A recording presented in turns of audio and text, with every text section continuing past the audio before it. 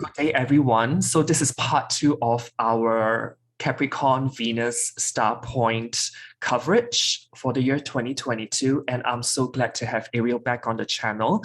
And this is part 2 of the discussion. So for part 1 of this video series, you can refer to the description box below to catch up on what we talked about prior to this conversation pertaining to the Capricorn Venus star point for 2022. So hello, Arielle.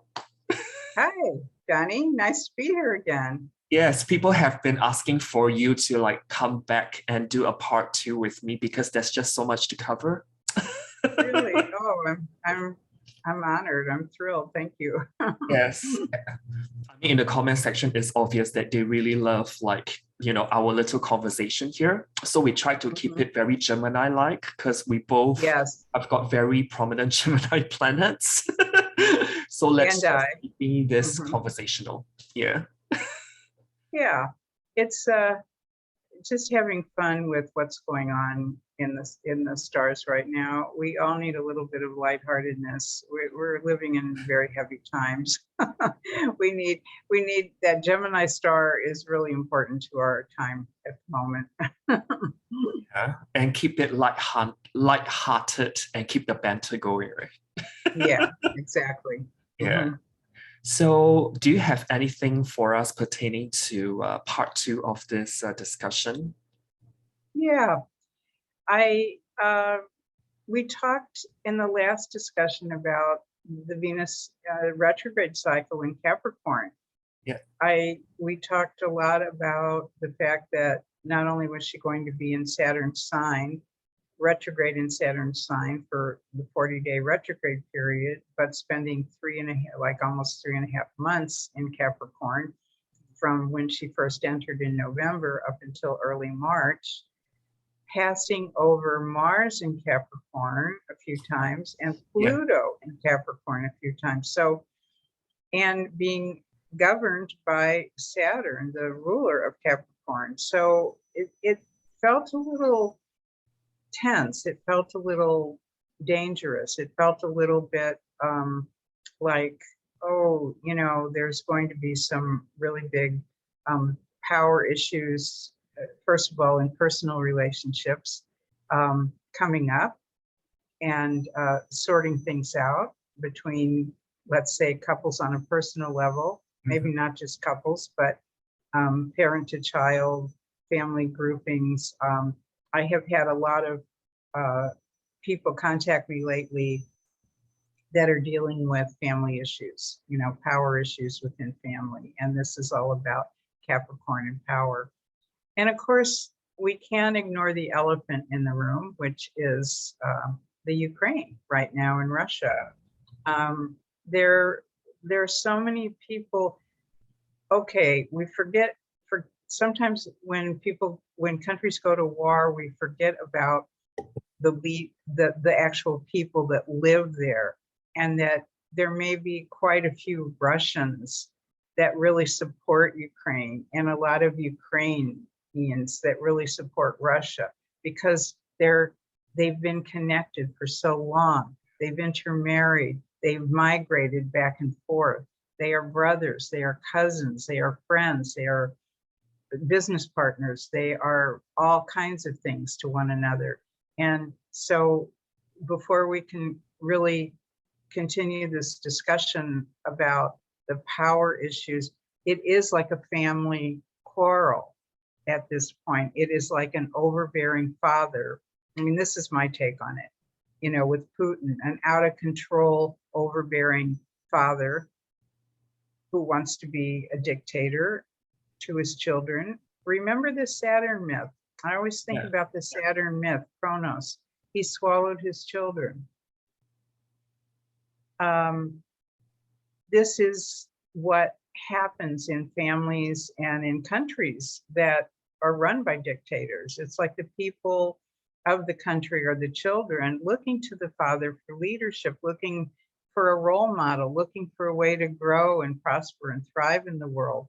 But when there is this overbearing kind of energy, down on them, bearing down on them, they can't move. They can't. So this is like the classic example of Saturn, the father, Kronos, swallowing the children because he's threatened by them. And he clearly is threatened by them. Ukraine wants to look west, wants to look to more independence, wants to look away from Russia, wants to look towards NATO, wants to look towards progress.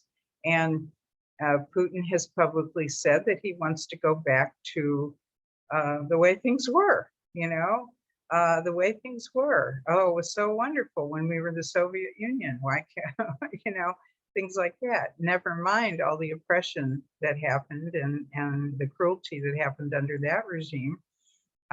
But nevertheless, I'm not a political commentator and I don't know all the history and the politics. So I really I'm not qualified to really comment that way. I only comment from what I see in the astrology that is basically going on. And Ukraine's under a lot of fire right now. I'll show a slide on that in a moment. Yeah.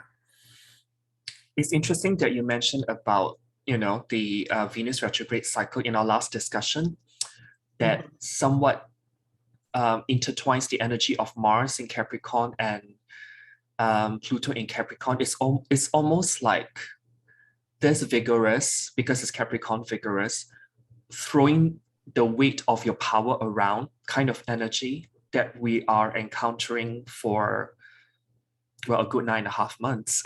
Yes, right. And one of the lessons of power is it's okay to accept power if it's given to you. But, we all have heard that old saying about power, how absolute power corrupts absolutely. Yeah. Or, power in the wrong hands is lethal. And power in the right hands, power is also about empowerment, self-empowerment, or empowerment to a people who are oppressed. So power can be a good thing. Power, and the reason, this is the hot key word of the time, because we're back to Capricorn, we're back to Saturn, right. We're back to Pluto and Mars in the whole Capricorn with Venus. And, people have asked me before, so the Venus star, isn't Venus supposed to bring love and beauty and peace and harmony and all of that? Pluto has two sides. In the ancient time, she was considered two faces and still is. I should go to my next slide. Okay, here's our movement of Venus for 2022. And I think this is, this can put it in perspective of, where she is right now. She conjoined the sun on January 8th, and the conjunction of Venus and the sun is what we say is the cazimi, or the kiss of Venus, or the star point. This is what I have used as the star points through our, through history, through, Venus has a very symmetrical orbit as she goes around, and a very beautiful orbit, one of the most harmonious of all the planets. And that's why I think Venus represents beauty and harmony and elegance and so forth, because her orbital pattern reflects this. I won't go into all the history. You can go back to a lot of the other videos we have on the Venus Star Point official YouTube channel. There's a lot of instructional videos there about the movement and the sequence, the Fibonacci sequence and so forth. But for purposes of this program, I would just say that we have a rare year this year because we have two star points occurring.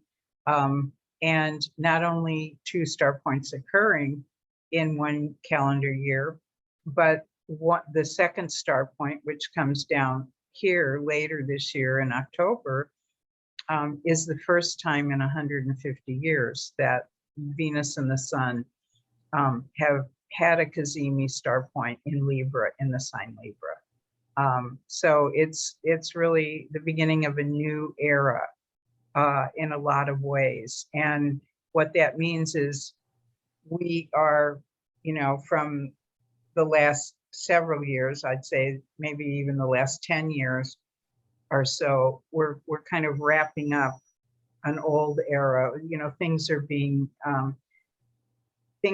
put to sleep, things are being put to rest, and we are starting to feel the energy of the Libra star point. So even though we're in Capricorn star point all year, and it is a morning star, that means you have to get up early before the sunrise to see Venus in the sky, and she will be that way until she becomes an evening star on the 22nd of October, 2022. I thought that was an interesting date. I've been looking at that date for almost 20 years now. 2010, 22, 22. I thought, okay, there's some kind of symmetry in the numbers as well. But even when Venus enters, transiting Venus, you know, is going to be, the star point is operating behind us like a star clock in Capricorn all year. So keep that 18-degree Capricorn in mind. But each month, Venus will enter a new sign. And so on March 6th, it was in Aquarius. And then today, April 5th, the day we're recording this, is 0 Pisces, entering Pisces. And then Aries, May 2nd, that should say Aries, not, well, anyway, that's the time. Entering Taurus, May 28th, Gemini, etc. You can go down the list. When Venus is in your own sign, you're going to feel the presence of that, you know, harmonization, harmony principle, beauty, you know, a good feeling. Generally speaking, you are going to feel the presence of Venus when she's in your sign. So just look down the list for the whole year, because she started the year in Capricorn. And look at this, she ends the year in Capricorn. So she comes around full cycle. I'm just wondering, Arielle, have you started to feel the energy of that Libra Venus star point like inching in, like manifesting already?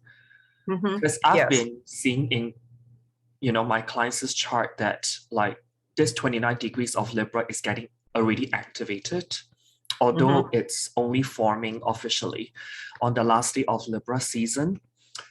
And something really struck me when I think about that 29 Libra degree, because when I looked at that Aries ingress, that means when the sun hits 0 degree Aries, the moon was actually at 29 of Libra.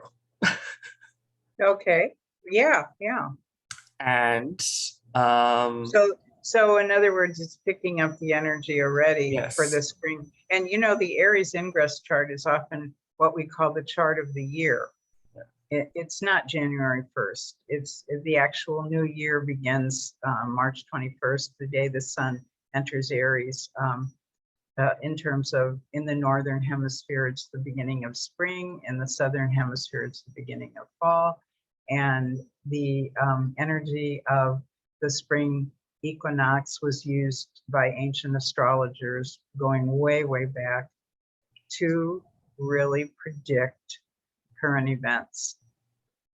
And also in the middle of April, we've got a full moon in Libra at 27 degrees of Libra. So it's like that reiteration of the energy of the Aries ingress moon in that chart. So I find this like, oh, I not only have to look at the Capricorn star point in which we have active now or currently have, but I'm looking a bit forward towards that 29 degrees of Libra, and it's already bringing in like events into the client's life as well. So I find that very interesting. It also makes me think of Kamala Harris's chart, because she was born in a full moon of late Libra. Yes. And full moon in late Aries. And I know Pluto is squaring both her sun and moon in this current time period. And the fact that all these late Libra moons and signatures are coming up now in the charts. And then later this year in October, this is right around her birthday, by the way, this October Libra star point. There's a lot of things happening on the coming Libra star point. There's also an eclipse a couple of days later. And there's also a something else happening that day. What was it? I know the eclipse happens around like at 2 degrees of Scorpio, so around like 2.5 days after that star points formed on the 24th or 25th of October of 2022. Okay, so Saturn goes direct that day, and there's something else that's happening on the 22nd. Oh, is it? No, it's not a full moon because it's a new moon solar eclipse a couple of days later. But there were. I thought there was something else happening that day. It'll come to me later anyway. Yeah. So many dates and things to keep in our heads. Can't keep them all. But anyway, I thought this was a good list and a good review of just where we are that we can look back on as time goes on through the year. And other planets will come and go through some of these signs and so forth. And usually, like when I think about Libra, I think of full moons as well, because full moon has got that Libran energy when the sun and moon are the furthest away. People, or should I say clients, have been telling me that since the last partial lunar eclipse, I think was conjunct Algo in November, they've started to feel, those who know Venus star point a bit better, they've been feeling this Libra star point more as well. Then I went back and was like thinking, what can be the linkage? Then I realized that from that November 19th, 2021 partial lunar eclipse that happened in the late degrees of Taurus, all the subsequent full moons every month up till the one that's coming up in May all happen in the late degrees of a sign. The last 5 degrees of a sign. So I was like, okay, then it makes perfect sense why they've been feeling this Libra star point much sooner. Even before the Capricorn Venus star point was formed, which kind of puzzles me in the beginning. But then after that, I was like, oh, okay, now I get it. There's a lot of triggers to people's late degree planets via the particular influence. Yeah. And the other thing I'll say about that is the Venus star works on the principle of a 5-pointed star. It's got 5 points, and the current point is Capricorn. So even though it's 18 Capricorn that's the driver right now, it's like in the driver's seat. The helping hand that's feeding it right behind it, if you look right behind it, we're going back to Aries of last year, about 5 to 6 degrees Aries. And the one before that was the Gemini star of 13 degrees of Gemini in 2020. Yeah. So that 13 Gemini is still hot. That 5 degrees, 6 degrees Aries is still hot. Capricorn, of course. The coming star that we're moving into, 29 Libra, is hot. And the one following that, which will be Leo, about 20 Leo, I think. Yes, I think I have a slide showing that to the audience. You have a slide later. We'll see that in the slide. But I've always said, look, we're picking up the energy of all 5 points of the star all the time. They're hot degrees because this is the current star pattern of our time. And even though it shifts slowly through time, slowly, one of the projects I undertook in the research for the Venus Star book and for my teachings has been to look at the 5-pointed star, all 5 points of the star in any given time in history, to see, okay, what was active then and how is it affecting us? Because we can really see how that energy was infusing itself and impacting the culture and society and what was going on, economics, politics, trends. Venus has a lot to do with trends, fashion, art, what's popular, what's not. Yeah.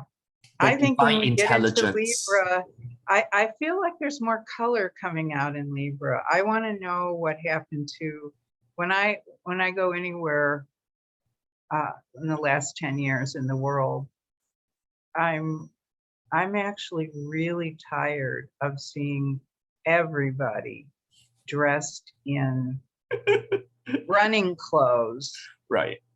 in workout clothes, in Athleisure. jackets Yeah. with little hoods, and running, like sweatpants and these jackets and sneakers. And when you look around, everybody in the world is wearing that now, and they're dark colors. They're all black or gray or nondescript. It's like, I want the color to come back into life in terms of, and see, I think those fashions reflect a sort of a state of being, a psychic, energetic state of being in the world. And I hope, and I think that when Libra star comes really, more fully into being, that color is going to be celebrated again. Oh, yeah. And this 2022 29 degrees Libra Venus star point is just like the preview of things. Mm-hmm. Right. Because after that, it will it's swing almost back like a to sneak preview. It's a sneak preview. a trailer. A trailer, right? A trailer, Right. yeah. And Yeah. because that Libra star point will like dip back into the early degrees of Scorpio, and then in the early 2030s, it will fully move into Libra again. So yeah, we'll be having this like trailer preview thing, like, coming very soon. it's on the cusp, as we like to say in astrology. It's between, it's hovering between two signs. So Scorpio influence is still going to be felt, but the new opening of the Libra star will definitely be starting to emerge onto the scene. So I'm looking really anxiously awaiting, anticipating, you could say, the 4 years between 2022 and 2026, when we have the Libra star point, kind of giving us the preview of coming attractions. And that even though 2026, it goes back to Scorpio, it's the last breath. It's the last dying breath of the Scorpio star. And that's when, in history, that's when major transitions have happened in the economy. When the first Scorpio star came in, and the first Aries star came in, and Taurus faded out, we had a major banking crisis called the Wall Street crash of 1929. And so the economies were shifting. I think that we're going to have a similar thing when Scorpio fades out. Scorpio is the other money sign. Besides, when Taurus ended, we had one crisis, and when Scorpio ends, we have another crisis. But it's not a crisis as much as it is that we are shifting values collectively. Venus has a lot to do with values. And when we shift values, we are really saying, okay, what's valuable now in the Libra world? Clean air energy, clean, it's critical now for climate change. I've heard all these predictions from the scientists saying the next 4 or 5 years is really, really critical in terms of, being able to not totally turn things around, but really to make some significant changes to be able to save the planet from some very disastrous things that could happen. And the fact that Libra's coming in, and it's not just air, it's ruled by Venus. It's clean air. It's beautiful air. It's, we don't want oil and coal, and we don't want things that are going to impact the earth in a destructive way and impact us in the process. Yeah. So I'm hopeful about that. Yeah. So, okay, let's move on to the next slide. I think you have enough of that, right? But I think the big thing really on the agenda for this moment is the fact that we're having this month of Venus, we're having a Jupiter-Neptune conjunction in Pisces that I'm sure you've heard from a lot of astrologers. That's all it seems that the astrologers are talking about at this time has been for 2022. the big thing this year is the Jupiter-Neptune conjunction in Pisces.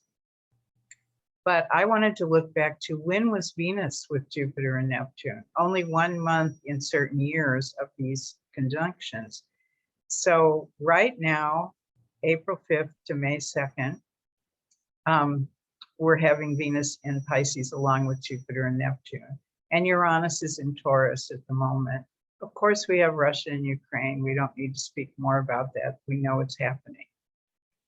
So what happened the last time that all three of those planets were in Pisces? The Treaty of Paris was signed, ending the Crimean War. And that was, in effect, preventing military presence of Russia on the Black Sea. And it was accomplished through an alliance of the Ottoman Empire, Great Britain, France, and Sardinia. Uranus was at 18 Taurus at the time. What's interesting about that treaty relating to now is that there was a war, the Crimean War, but the ending of the war was a treaty and an alliance. These are Libra type words. So if we're looking forward, we're looking ahead again to the Libra star. We're saying, okay, peace was eventually achieved. Maybe everybody on both sides wasn't happy with what was decided. This is often the case when you end, when you come together in divorce court and, you say you get this and you get this, and neither side is totally happy, but they divide it up, they get something, okay? Then we go back to 1690. The planet Uranus, this is what the big thing I picked up on in that era, that Uranus was first spotted, but incorrectly thought to be a star. Sir William Herschel, of course, 90 years later, saw it as a planet. Uranus was in Taurus again at the time. And then in 1524, if we go back one more cycle back to Venus, Jupiter, Neptune, and Pisces, we had Giovanni de Verrazzano from France makes a voyage to the New World. It's the first European entry into New York Harbor. He spots Manhattan Island for the first time. Uranus is in Taurus again at the time. So all of these, interestingly, Uranus has been in Taurus for all of those. What did I make of those final two? They were eras of discovery. They were periods of discovery. Uranus was discovered, but they didn't know it was Uranus. And Manhattan Island was discovered, New York Bay, but they didn't know what it was to become. Like Uranus, they didn't know what this thing that they thought was a star was to become. So think about, it's a voyages of discovery as well.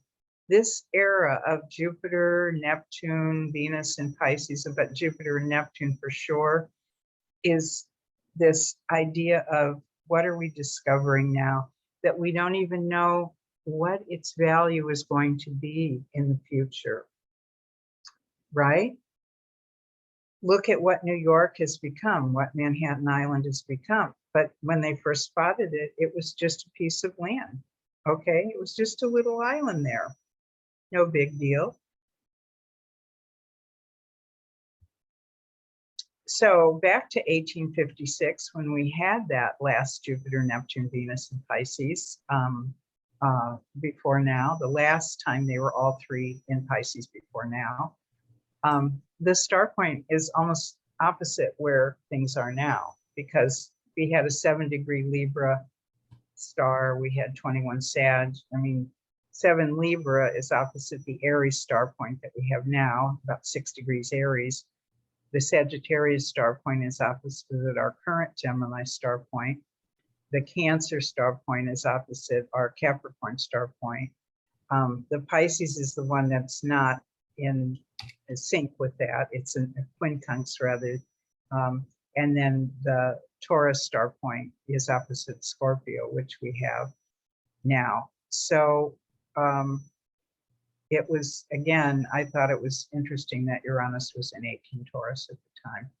and for all of these. So Uranus and Taurus is synchronized. You know, that's another study to be undertaken for somebody. But the synchronization of all the planets, like the research I did with the Venus star, how it syncs to certain periods. But there's other planets that are syncing, you know, their orbits. And what's interesting about Uranus and Neptune, I remember when I was learning about the orbits in astrology when I first studied it, was that two Uranus cycles is one Neptune cycle. Yeah.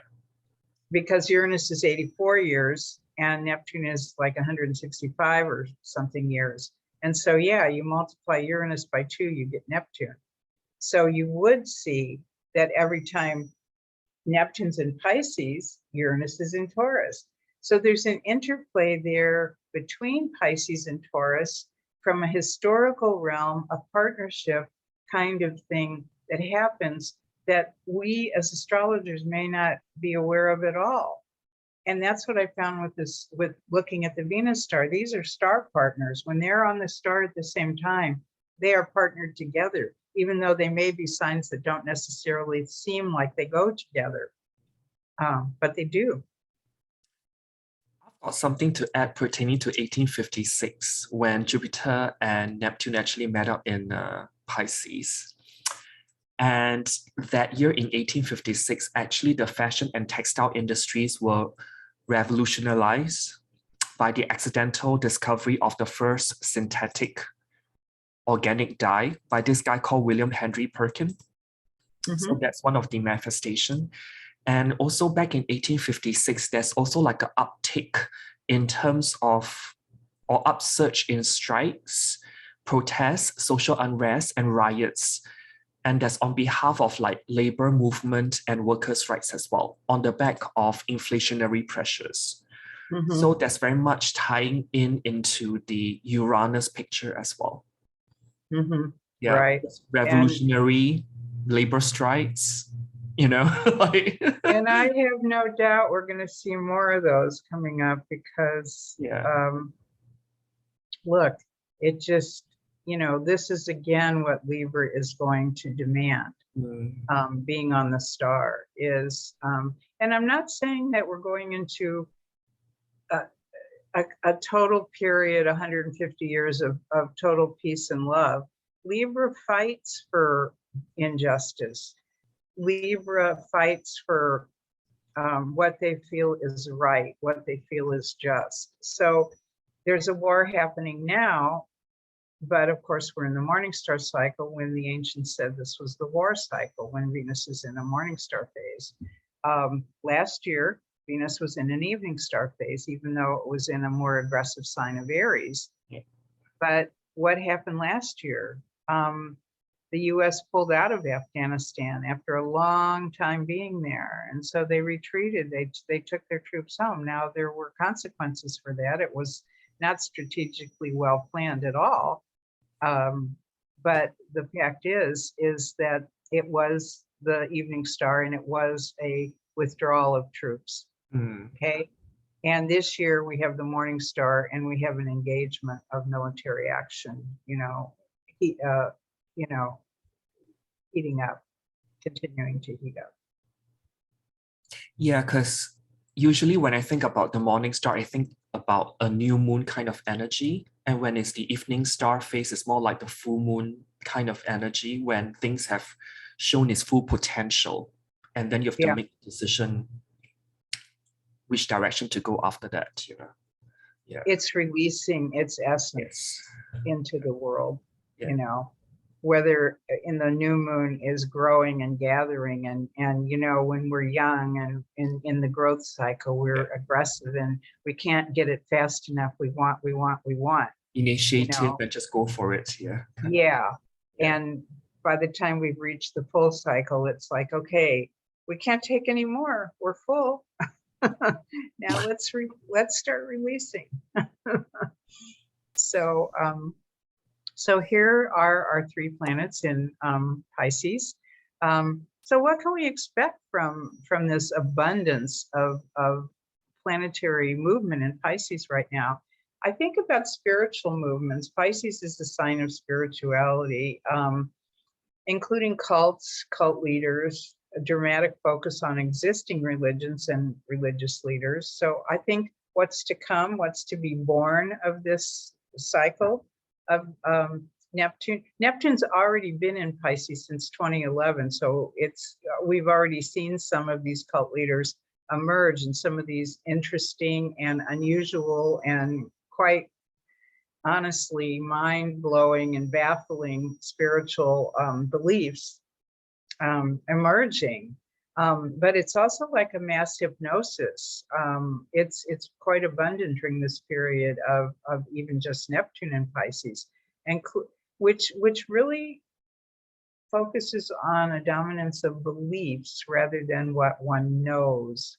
Aquarius, beliefs is Pisces, knowing is Aquarius. So say what you will, we've had a lot of weird conspiracy theories, and I think more are going to emerge, as well as the leaders of those conspiracy theories. And even the religions, like I said, the existing religions, we're going to see something strange going on with them as well, like a new bump in their trying to amass a certain kind of power and authority, whether it is a change in their dogma, if you will, or whether it's, supporting new things. But anyway, we will see new things that we will believe in, all kinds of things. And drug culture has really gone off the charts since Neptune's been in Pisces. And now with Jupiter, giving it a real boom, like this is what's hot. This is what's really big.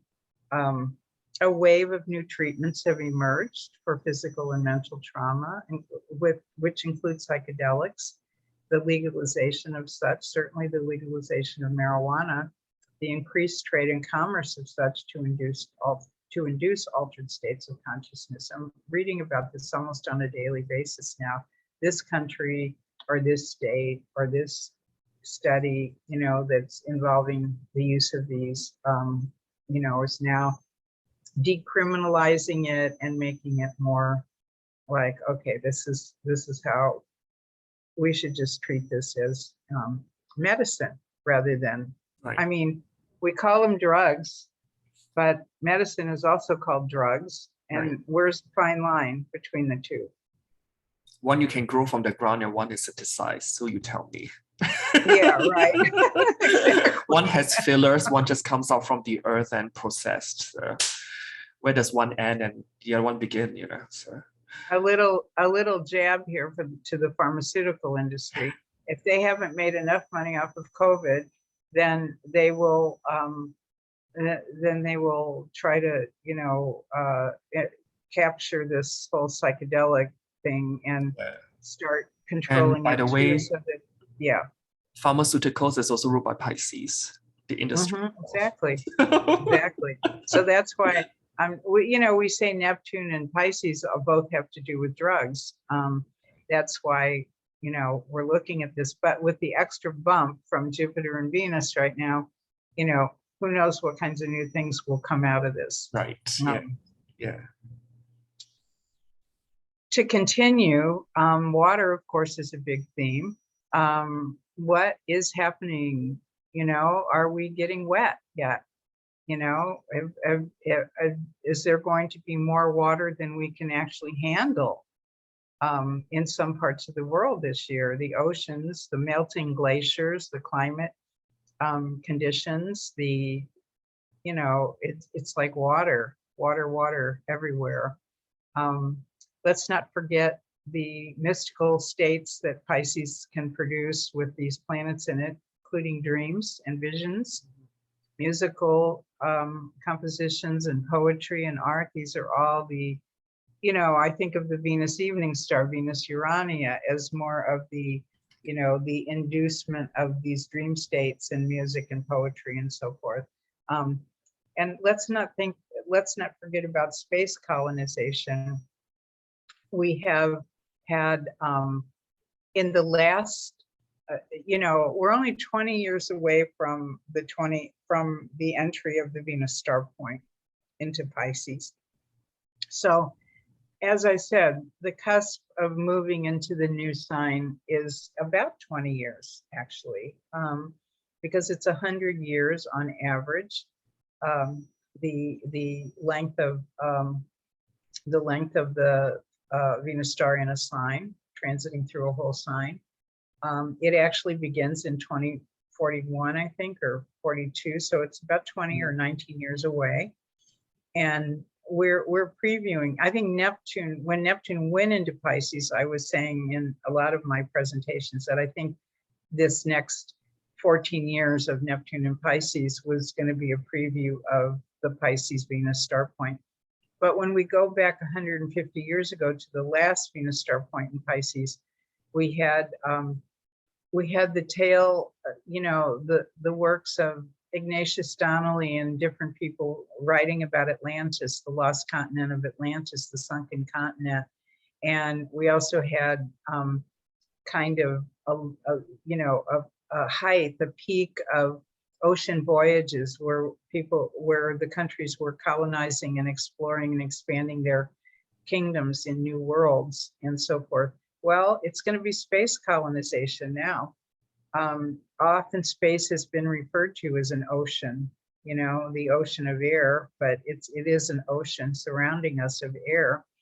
And so I think we are going to see not only us visiting and inhabiting close planets, nearby planets, but it could be the other way around too, that we see visitors from afar coming here, which many people believe are already here and among us. And that's possible. That's possibly true. I don't say yes, I don't say no. I believe it's possible. But it could be revealed in a more dramatic way. Yeah, I mean, when you put dreams on this slide, and when I think about Pisces and Jupiter Neptune forming that conjunction in Pisces since 1856, it actually leads me to think that psychedelic depth psychology might be taking off as well. Exactly. Because depth psychology is very much linked to that Jupiter and Neptune cycle, and not to mention that Sigmund Freud, was born then.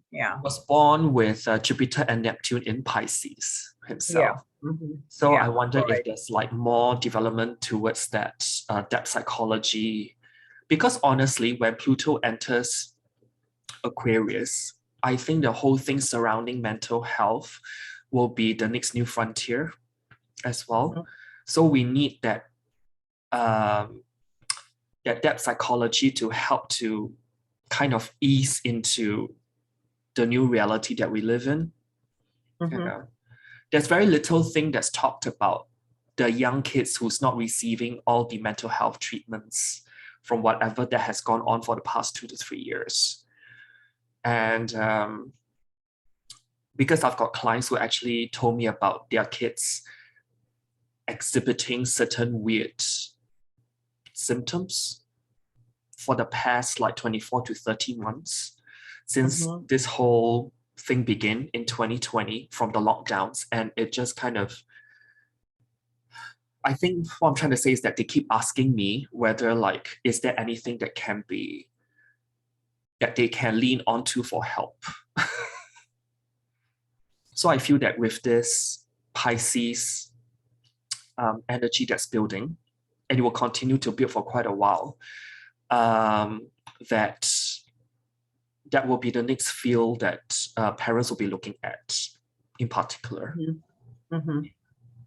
We're also, those are good points. We're also going to need this water, whatever water we have right now, because on the Venus star, there's always 5 points on the star. Typically, there's only 4 elements in astrology that we use. And so one element normally appears twice. And so then it's a double.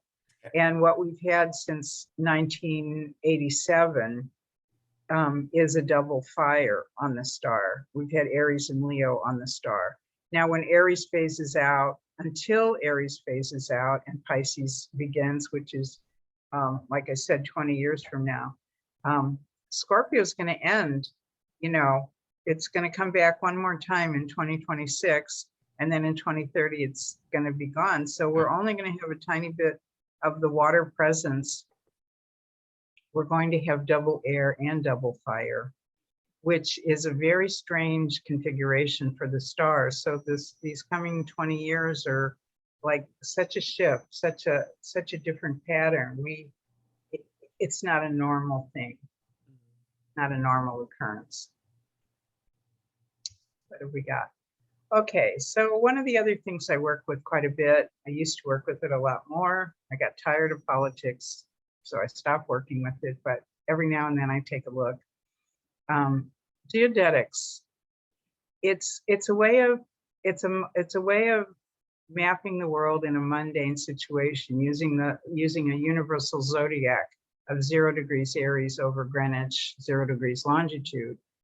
So what you're doing is you're plotting the 360 degrees of celestial longitude onto the 360 degrees of terrestrial longitude of the Earth. So each location of Earth, each longitude, wherever you live, has a line. So even though, in a degree, so even if you don't know what your astrophotography map looks like or what you have there, you can always look at the city you live in. It's a fixed degree. It's always going to be the same.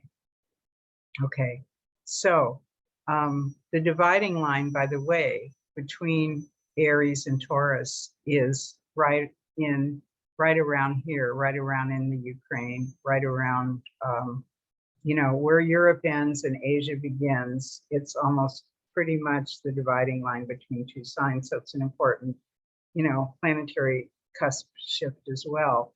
Egypt also falls under that. The Nile River is right at the dividing line between west of the line is Aries and east of the line is Taurus. So, but what do we have going on right now?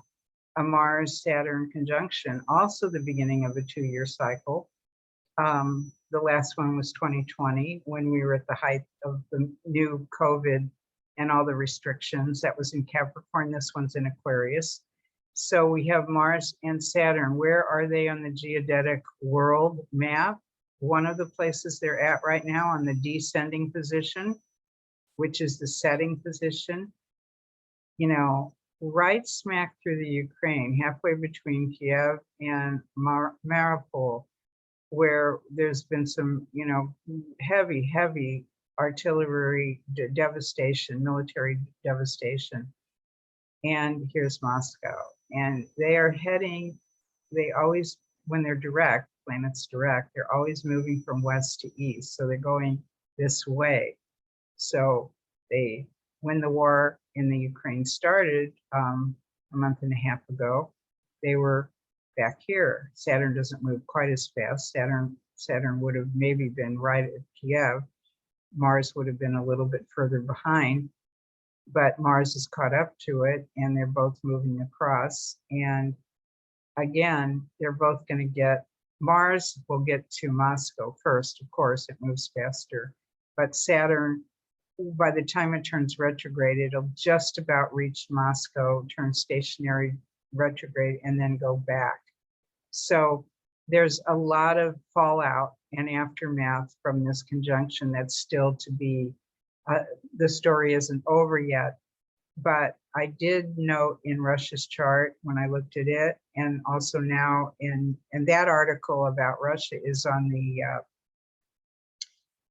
Sophia Venus website blog about, again, Russia's chart, and when Saturn reaches the 7th house cusp of Russia, which will be late May and June, and then when this Saturn also geodetically reaches further into Russia.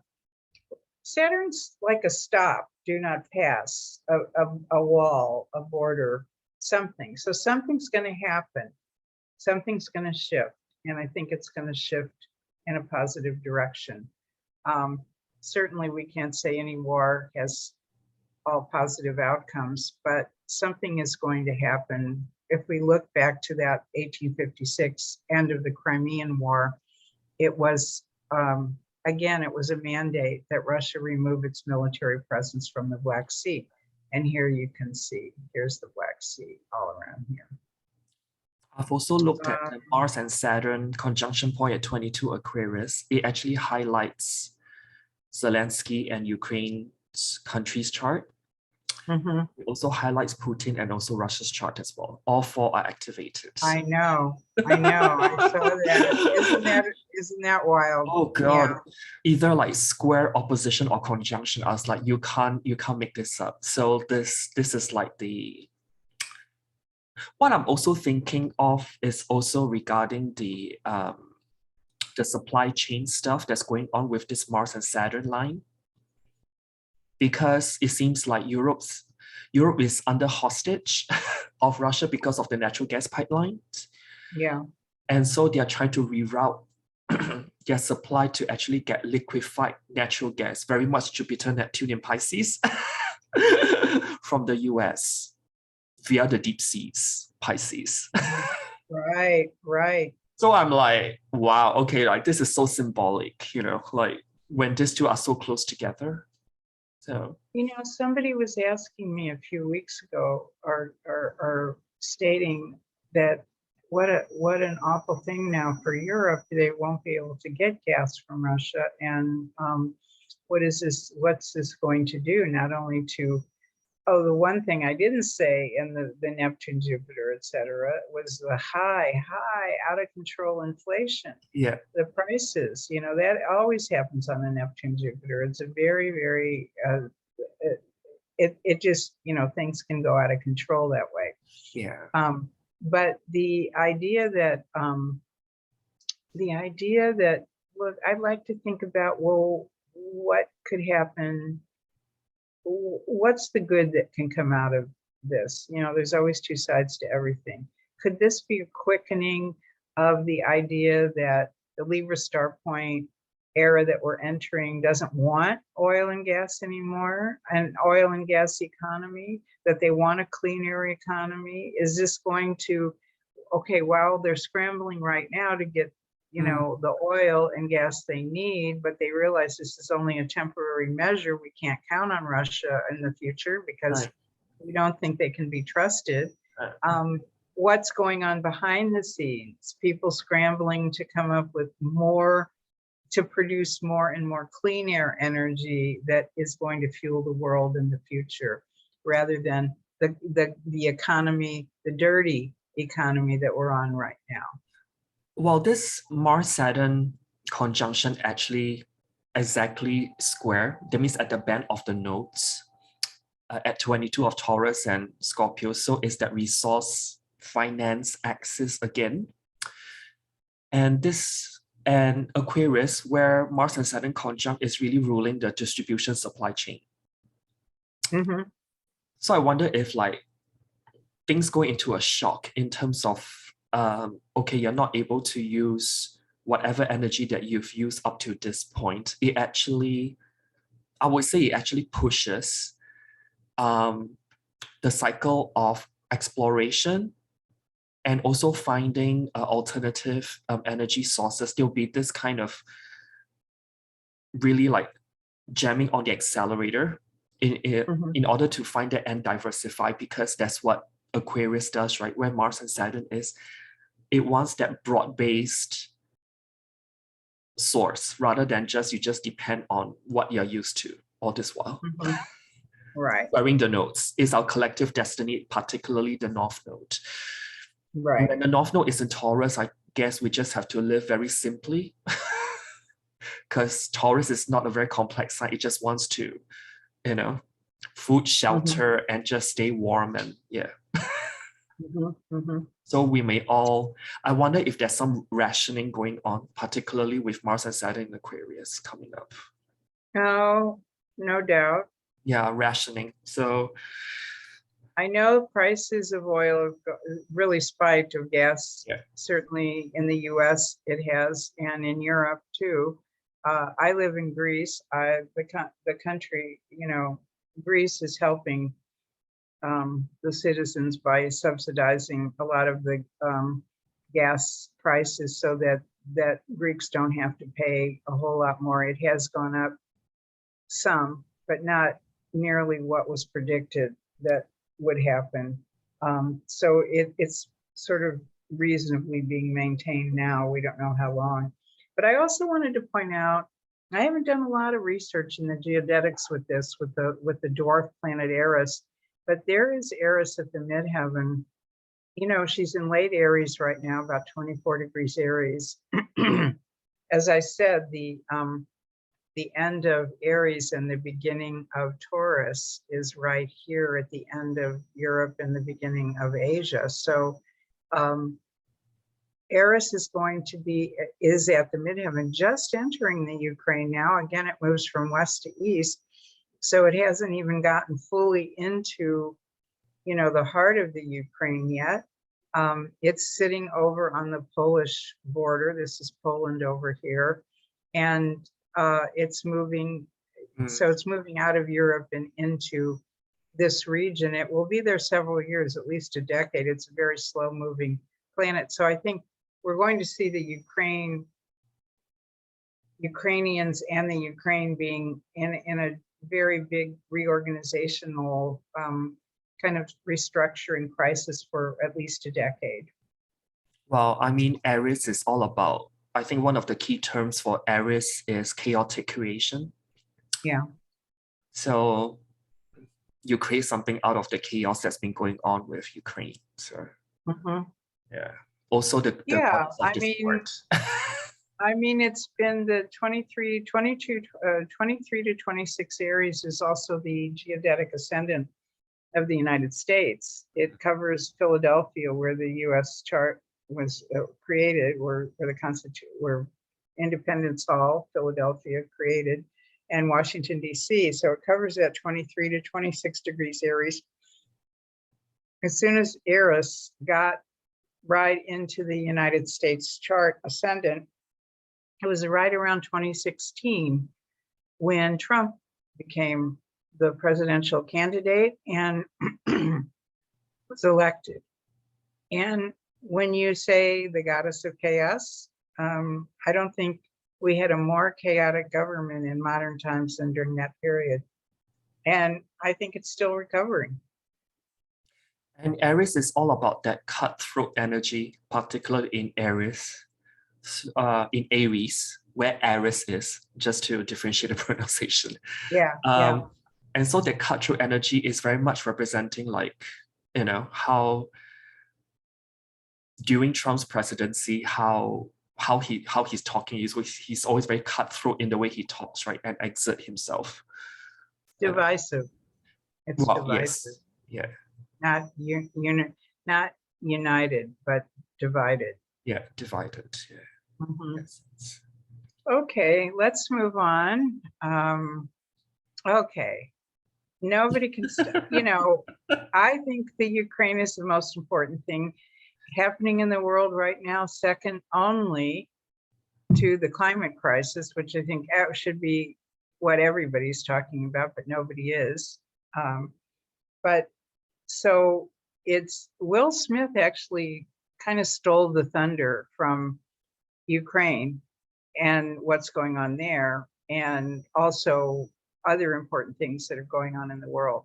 So I wanted to mention, first of all, that whatever you think, whether you agree with what he did and why, let's put this here, or you think he was completely out of line, I'm not going to basically take sides right now. There's justification for both sides and all sides of any dispute, I think. But there are some really revealing astrological considerations to keep in mind here. Will Smith is a Gemini star point, 29 degrees Gemini. It was one of the first of the Venus star points in Gemini. It began in 1964 at 28 Gemini, but it then, 4 years later, it was back in 29 Gemini, and then has been going backwards through Gemini the whole time, and it's crossed. It's not crossed his ascendant yet or his black moon, but it's approaching, very, very close to approaching now, because the last Gemini star point was 13 Gemini. It's approaching his black moon. Now, black moon on the ascendant in Gemini, there's a dual person here. There's two Will Smiths here. You know, there's the Geminis have charm and wit, and they're clever, and they're smart, and they're charming, and they're youthful, and they're engaging. And also he has a Libra sun. And so, you know, his star point Mercury, his star point Gemini is the guardian of Gemini is Mercury. Mercury's in Libra. And that, again, the Libran, which the coming star point is going to be on. So he's not, you know, he is definitely going to be still in the spotlight for a while here. But his Mercury tightly conjunct Venus. This is his, you know, his appeal. He started out in Hollywood as a youth and became very successful in his career early on. Athena, goddess of wisdom and strategy, is right there with Mercury and Venus. So he's got a very powerful, not only Venus star point, but what I call the will of the star point, who helps engage or decide what you're doing with your star point energy, your passion in life, your purpose in life, things like that, is this cluster here. And it's all in the 5th house of entertainment. And, you know, he's got a load of Libra. Now, what I've found with Libra over the years is, well, first of all, before I say that, Libra is Venus. It's ruled by Venus. So, of course, it wants to be charming and engaging and nice. It wants to be nice. It doesn't want to fight. It wants peace. We used to say peace at any price, Libra, okay? But he's also got a great deal of Martian energy here. He's got a lot of Scorpio. He's got a lot of Aries up here. But look at a whole house full of Aries, a whole house full of Scorpio. So we can't ignore the fact that we've got a Venus-Mars condition here, which can very much be because Libra's what's out front, what he's showing to the world in terms of his Libra demeanor is, you know, he wants to be charming and engaging and cute and funny, and he is, but he's got a lot of repressed anger, and we call that passive aggressive and behavior, which we used to say about Libra often. May not be the favorite phrase to say anymore for Libra, but that's how it used to be termed a few decades ago.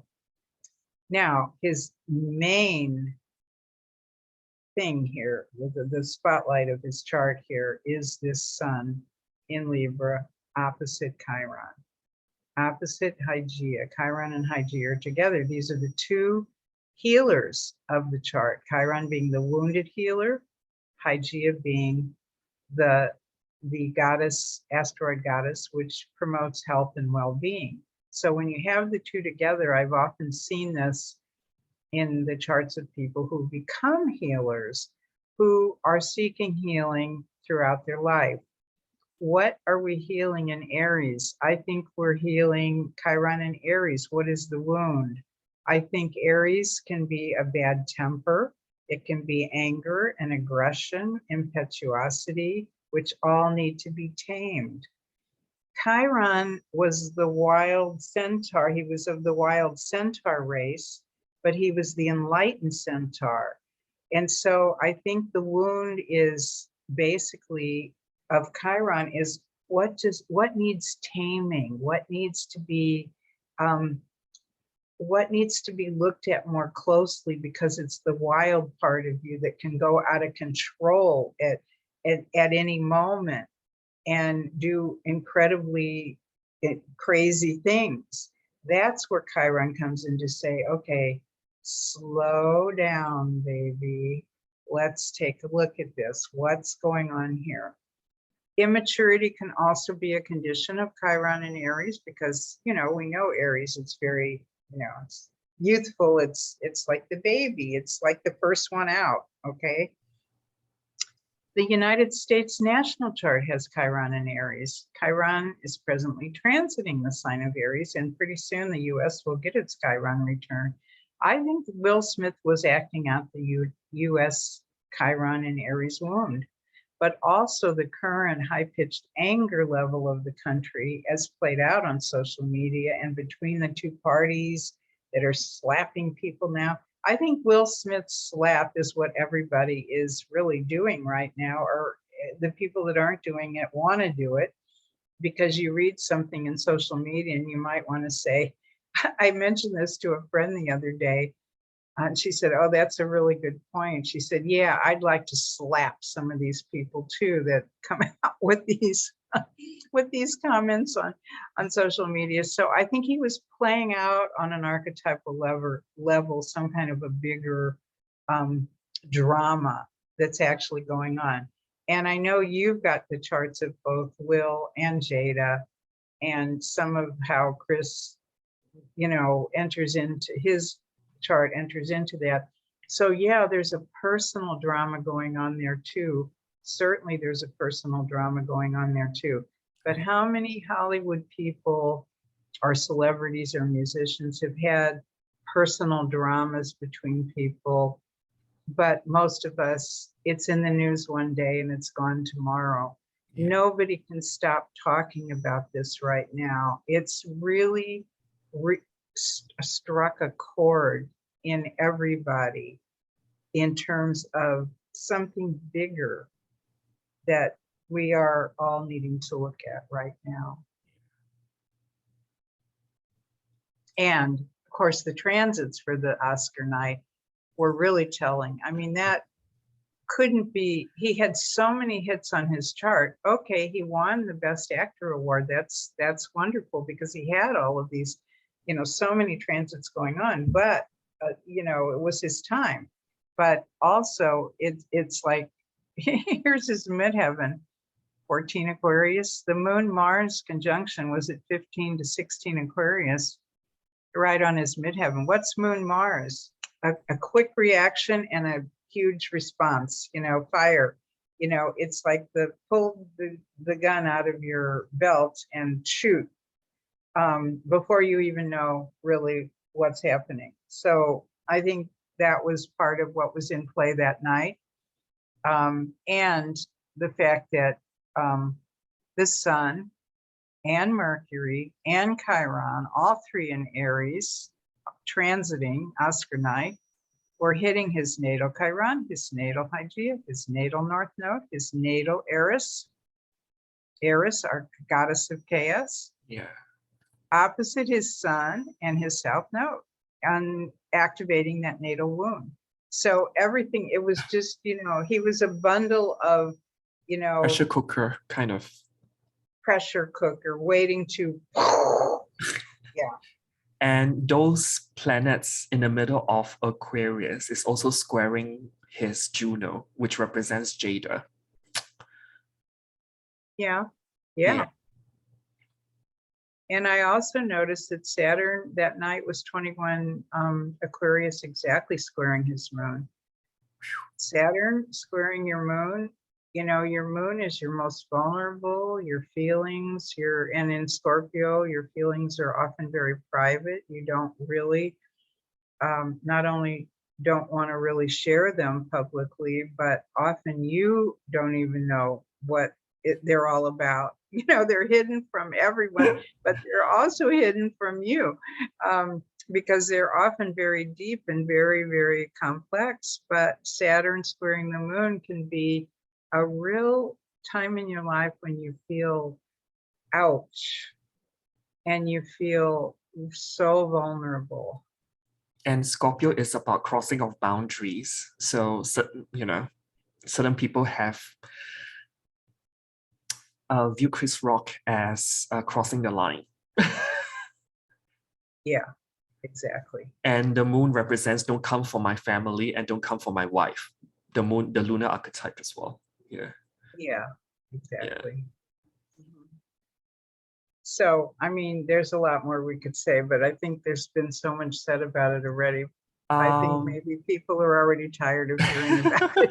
Well, the thing I is just, that yeah, I just hope that healing is going to occur Yeah. for all the parties. This is what Chiron is really wanting out of all of this, is that, okay, something devastating like this happens, but where is the healing? Can it lead all the parties to healing? the interesting thing is that the Mars and Saturn conjunction was perfecting. I think he actually turned in his resignation from the academy on April Fool's Day just a few days back. Yeah. So when the Mars and Saturn is still perfecting close to 22 degrees of Aquarius, and it's in sextile to his Saturn. Yeah. In the 11. But still squaring the moon. Still squaring the moon. And Saturn is to leave something behind, to be your own self, Aries. In the 11th house can really mean the academy, which is an institution, right? An organization of sorts. And his Saturn is very strong because if I were to look at his chart shape, he's got what I call the fan chart shape. You know, the little fan that you fold out. Because everything is squished together from Mars to Neptune, the bundle, everything's squished together. Right. And then on the opposite the fan side, part, right? Yeah. That's the fan part, and the handle to the fan is Yeah. the Aries. yeah, is the Saturn in Aries, and that is triggered. On top of the moon and Neptune. Neptune is all about, you know, the Academy of Film and whatever. So Right. all those play into the equation. And then that Jupiter-Neptune conjunction at 23 Pisces is opposite his Jupiter and Pluto. So that's like a change of fortune. You know, the tides change this time against him. Yeah. Saturn is critically important in his chart because it's also the focal point of a finger of God or a yod formation. You've got Pluto at 23 Virgo, you've got Neptune at 24 Scorpio, and you've got Saturn at 23 Aries. That's a very tight yod, which points to Saturn in Aries in the 11th. What is Saturn in Aries in the 11th? It's actually being a role model. It's handling authority in a responsible way. I think he is eventually going to grow into that very responsible fatherly figure when he gets older. Right now, he's got a lot of that anger to address. The Chiron wounds are still fresh, and the Chiron is still only at 10 Aries, going over 11 Aries, and the new moon activating his own Eris.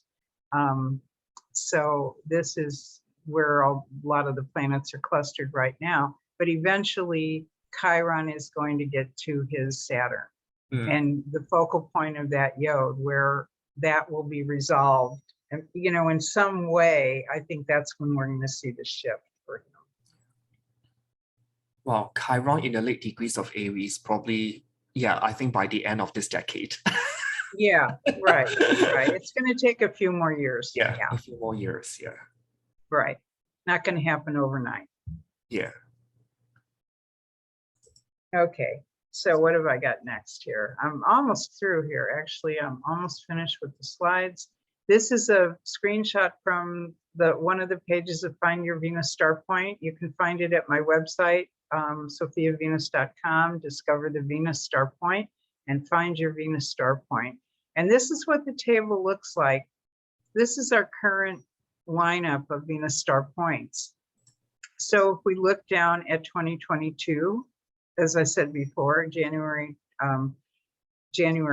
8th, 18 Capricorn, but then October 22nd, 29 Libra. The one following that, August of 2023, 20 Leo.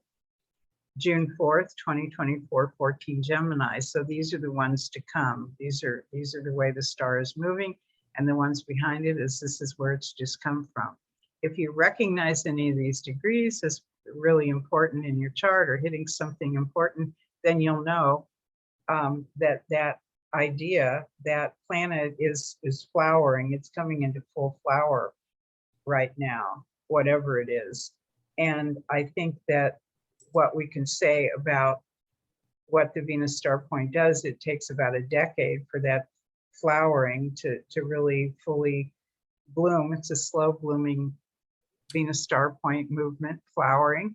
And so you're really working with the archetypal energy of that planet in that particular decade that any of these star points hit your personal planet. Now, if it's not hitting your personal planet, you can also look to the house that it's in and what is it saying for any given time. So for right now, we're in the Capricorn star point. Look at your Capricorn house.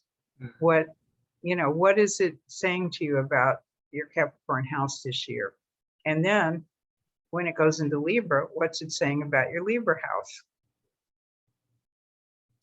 Would you reckon that under the Capricorn Venus star point, then on a subnote, you also have to look at transit Saturn to your natal chart's activations?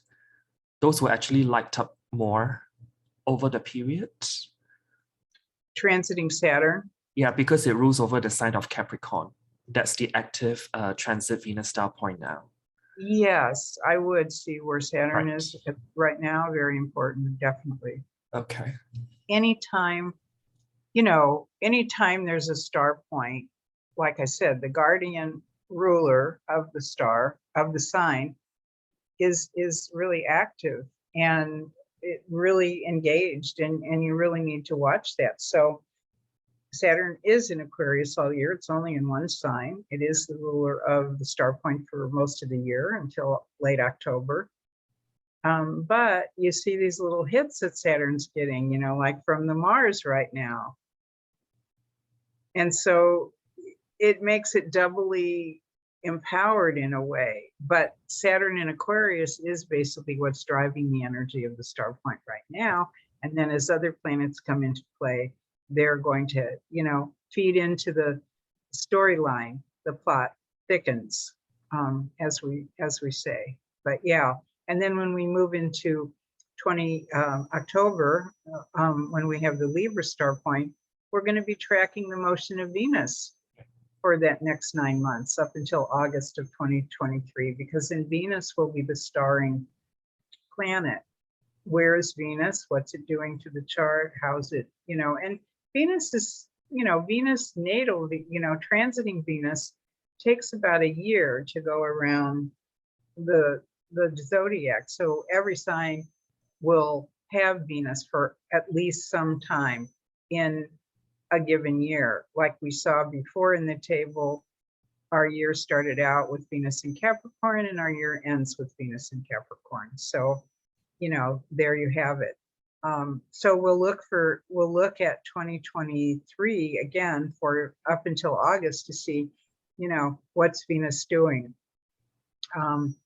And how is the energy really changing from a Saturnian kind of year to a Venusian kind of year?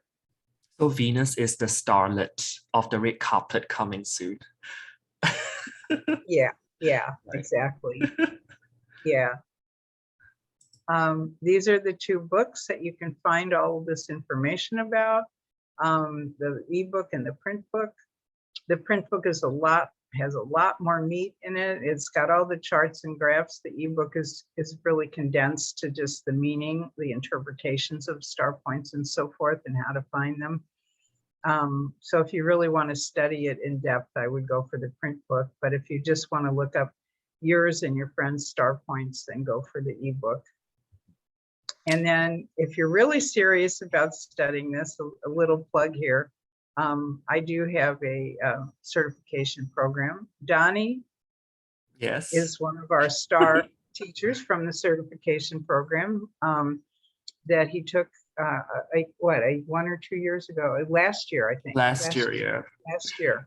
And but Donny, you're so brilliant. You're so, you're so good with astrology and putting things together. And, you really do have the knack. It must be your Aquarius star point and your Gemini. I think it's also my Pallas of Venus. Mm-hmm. Yeah. Conjunct Vesta, exactly. Yeah. Yeah. I Yeah. do have that in my But you've done chart. incredibly well with not only learning with astrology in general, definitely, but all the planets and techniques, but with the Venus star particularly, you have a very good grasp of it, very, very quickly. You got that. So anyway, if you like this video, subscribe to our YouTube channel, which is the official Venus Star Point channel. This video will be uploaded to that channel, right? Yes, as well. Yeah. Okay. So that's all I have for now. I'm gonna stop my share. Yes. And And now I would let's say, move on to something different, which is the application. yes. And so this is part 2 of the presentation. So it's an encore because you guys asked for it. And the first slide that I want to share is what actually Arielle mentioned earlier before regarding the active Venus star that's in the sky by transit. So right now we have the Capricorn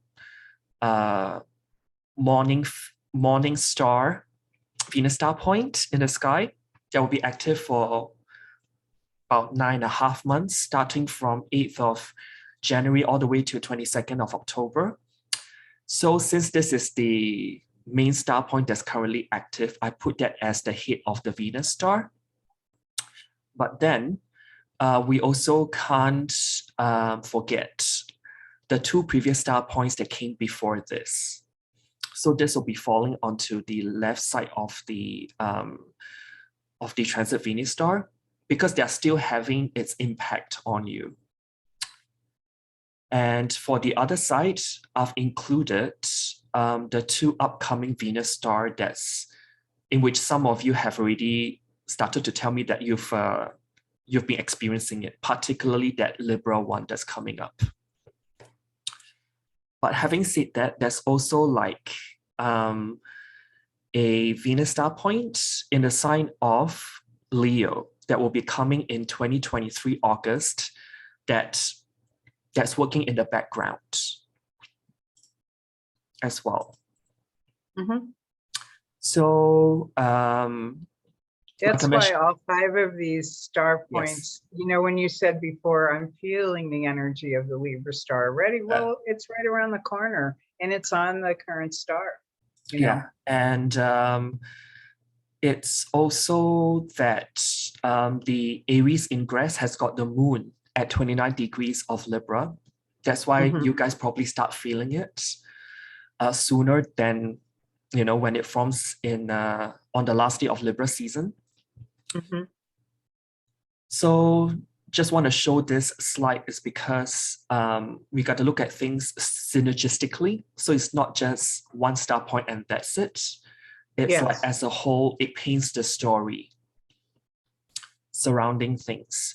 So the next chart that I want to present in terms of application will be what I missed out in our last little chat, which is Chancellor Angela Merkel, because she stepped down as Chancellor of Germany after 16 years and 16 days.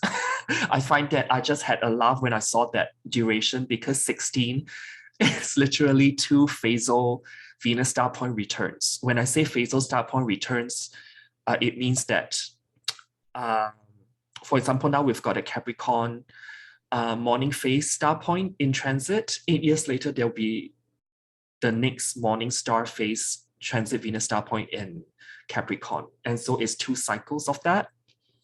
So 16 years, you come back to a morning phase transit Venus star point in the same sign. And so we got to rewind. That's brilliant because she was really loved and admired. And Capricorn, as an authoritarian, this is somebody who who was in a position of power, but Yeah. used her power correctly. She was such a good role model for the Capricorn star point period to come into office with the Capricorn morning star and then to leave office 16 years later, 2 full Venus star cycles, 8-year pentagrams, 2 Yes. full cycles of Venus later. Is brilliant. It's really, I'm really glad you're showing this because I wasn't aware of that. I hadn't studied her chart quite as. And the last time when, well, actually the forming Venus star point, that was in late 2005. She actually became the Chancellor of Germany, but then just shortly after that, there's a transit Venus star point at 23 degrees, 40 minutes of Capricorn, and there's a morning phase. So it's like a new moon kind of energy. Something's about to be birthed, and there's an influx of freshness of energy. And this happened at 23 degrees, 40 minutes of Capricorn, which is very close to her Chiron. That's in her first house. And with that conjunction to Chiron, it also pulls in the energy of her Sun and Uranus on the other side in Cancer, and they're all squaring her midheaven and Neptune and Neptune over there as well. So it's almost like this new vision in the political arena that she's taking up on when she started as the Chancellor of Germany 16 years back. And what's really interesting also is that T square, in which I've highlighted in green, also can be talking about her being the first female chancellor and the first leader to be raised in a former East Germany despite being born in Hamburg. Right. Because of that Sun and Uranus in Cancer, so it's like the country's divided, homeland is divided Cancer. And so you got the East Germany and the West Germany. And so she is that symbolic figure that kind of, somehow it tells me like she is embodying that unification energy, particularly with that T square that's pointing at Neptune in the sign of Libra on her midheaven. And the Sun also rules her 8th house, which is all about crisis. And so she's being known as the crisis chancellor because in her time, she has gone through the 2008 global financial crash, Russia's invasion of Crimea in 2014, which is also falling under a transit Venus star point in the sign of Capricorn. And it's also a morning phase back then when the Crimea invasion took place. And in 2015, they've got the migrant crisis as well. And then you have to talk about Brexit after that. And then recently the whole pandemic and the whole financial thing that goes on. So yeah, she's being given that nickname, yeah, as the crisis chancellor. And what's really interesting is that the current transit Venus star point at 18 degrees 43 minutes of Capricorn actually squares this little object over here, which is called Ixion, is Ixion. And one of the key phrases that I picked up from this object is about pressing the reset button. I find that phrase very, very fitting in terms of why she chose not to continue and step down. And because her departure, if we think about it symbolically, it actually marks the pressing of a reset button in the global 9th house, global political arena in the sign of Libra. Very much of that as well. And that 18 to 19 degrees of Capricorn is also forming a trine to this Centaurian object, which is called Nessus, Nessus. And it's all about one of the terms that really struck me when I'm researching regarding this chart is the acknowledgement of danger. And Nessus is in the 5th house of speculation, and is something to do with finance stuff as well, because it's in the sign of Taurus. So I'm thinking along the lines of maybe it's time to adios and just like, retire from my position as a chancellor, as the world is going through this financial reset.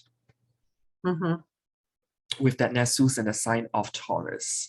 But having said that, there can also be like a sub-theme that's running.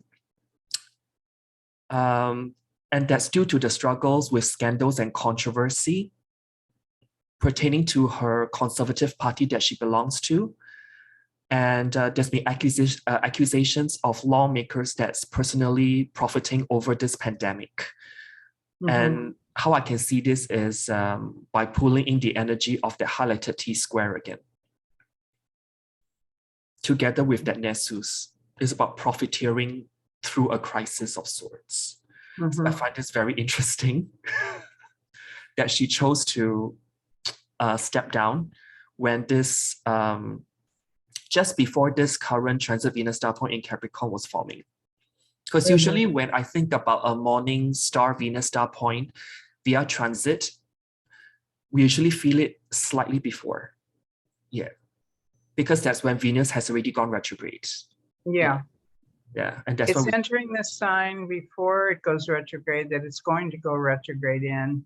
Yeah. And so we get a long shadow, what they call a shadow of the Venus beforehand. Yeah, definitely. Yeah. And so let's move on to Inventing Anna, aka Anna Delvey or Sorokin. So I'm actually inspired to do this chart because of the recent Netflix docuseries Inventing Anna. And the chart that's shown here is actually a rectified chart, but in terms of symbolism, Neptune on the ascendant, I would say is very fitting for her life thus far. So for people who have not seen the docuseries, she's actually born a Scorpio, as a Scorpio Venus star at 8 degrees 56. So around 9 degrees of Scorpio, that's in her 9th house. And she's born as an evening star. And 9 degrees of Scorpio is forming a very supportive aspect with her. Uranus and Mercury conjunction. In the rectified chart is in her 12th house. And I need to mention here that planets in the 12th house are also very much emphasized when I do vocational astrology, because it belongs to one of the Gauquelin sectors, the French astrologer. So planets in the 3rd, 6th, 9th, and 12th house, they are very much represented, or it colors the flavor of your vocation or career. And she does speak several languages. So Mercury rules languages. And Uranus really is a broad-based planet, so she can speak several languages, more than a few. And she can even switch her accent at a drop of a dime as well.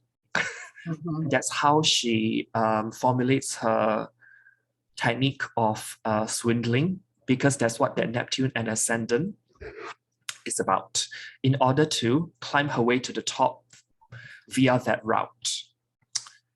So that 18 degrees 43 minutes Capricorn, that star point, is falling into her 1st house, and that's why she's in the public eye.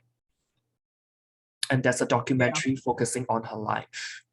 The whole Venus retrograde cycle came over her ascendant, her Mercury, her Uranus, her Neptune. Yeah. The whole thing, all that Capricorn. So it's showing, in fact, a lot of people that have come up into the news cycle in this current period have so much of the Capricorn. But I wanted to comment on one thing you said earlier about the Neptune on her ascendant. It is a rectified chart, but I would say that it fits pretty well. The fact that Netflix called the series Inventing Anna was so spot on, because Neptune on the ascendant is who am I? And Neptune on the ascendant is, I'm anything I want to be. I'm not necessarily who you think I am. I can be anything, and I am. And so Neptune is like this dream or this fantasy or this delusion, as you were. And she did, Yeah. definitely deluded people. She charmed them. She charmed the socks off of them, and often, their bank accounts as well. But she was very, very clever. Mercury as her star point ruler, not Mercury, but I mean, Mercury there on the ascendant. Mars is actually her star point ruler in Gemini, but it comes back to Mercury. So there's the Gemini, the duality again of two faces. Here's the Anna that is actually just a very average middle class child of of average family in Russia.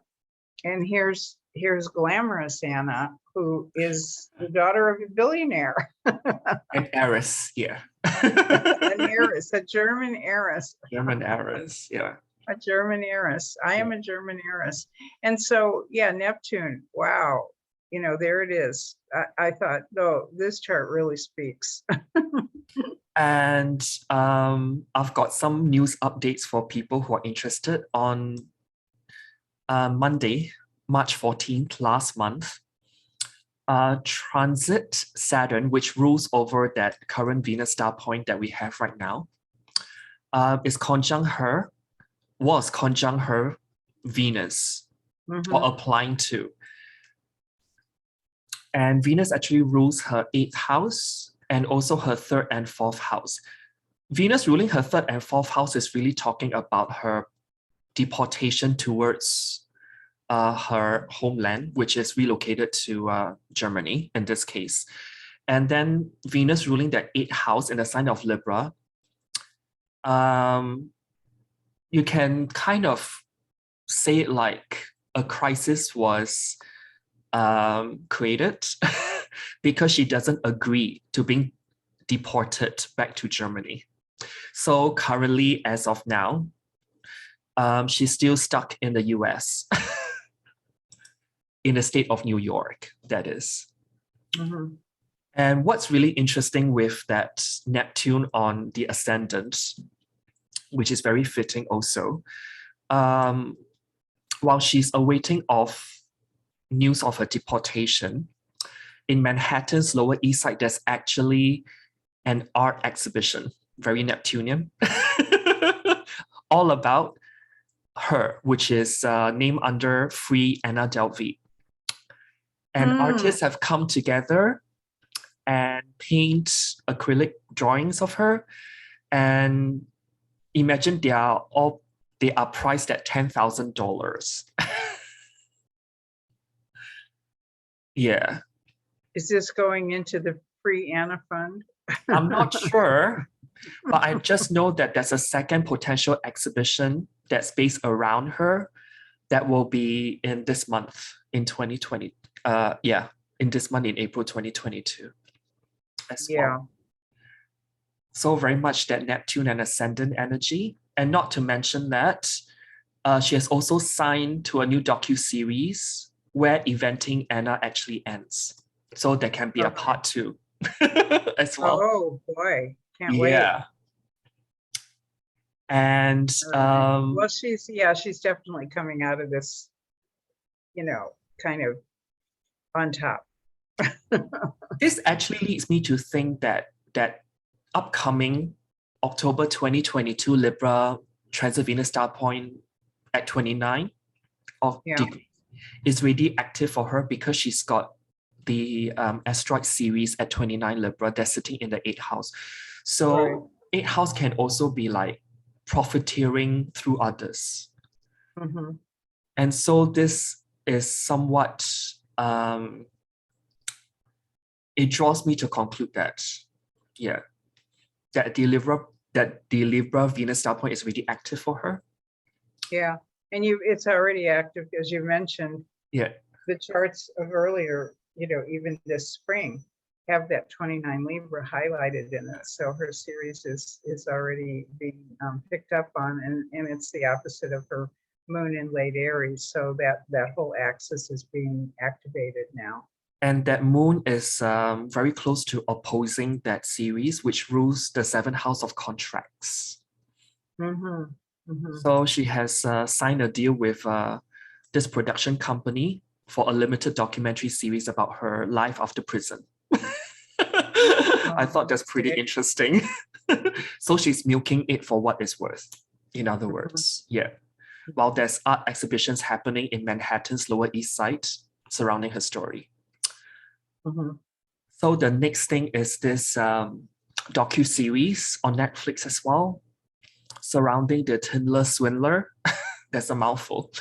And this is also a rectified chart, but I find this chart really very succulently summarize the overall energies of the chart. Why do I set the ascendant around the 19th to 21st degree of Gemini? This is because this rectified chart has the ascendant conjunct the fixed stars Bellatrix and also Capella as well.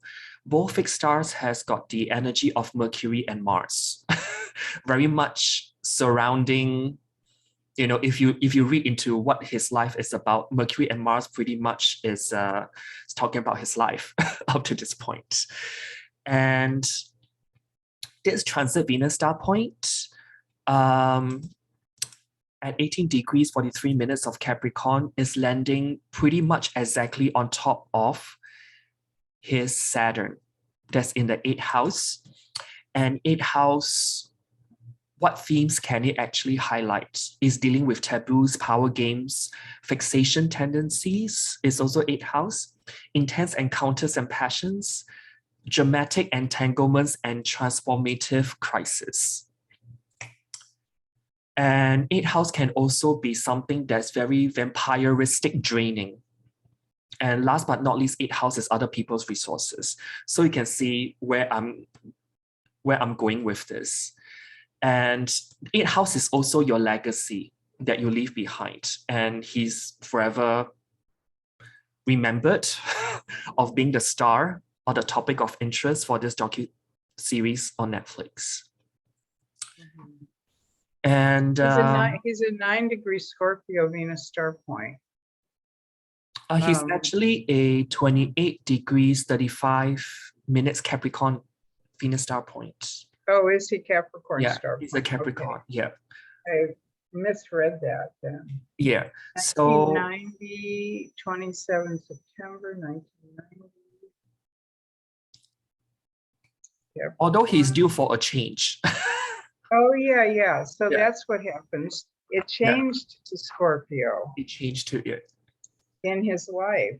And this is a good example of how one star point progresses to the next. Doesn't happen too often.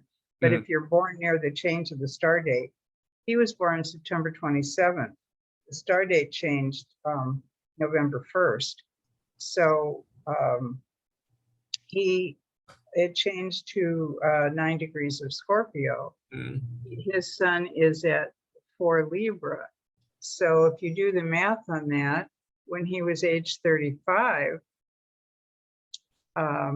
his star point changed from Capricorn to Scorpio, 9 degrees, age 35. And that will happen in a few years' time. Yeah. That will happen. It hasn't happened yet. He's now 32. So right. 3 years. Yeah. Okay. So it's changing as we speak, actually, because it starts to show its influence a few years before. Yeah. by progression.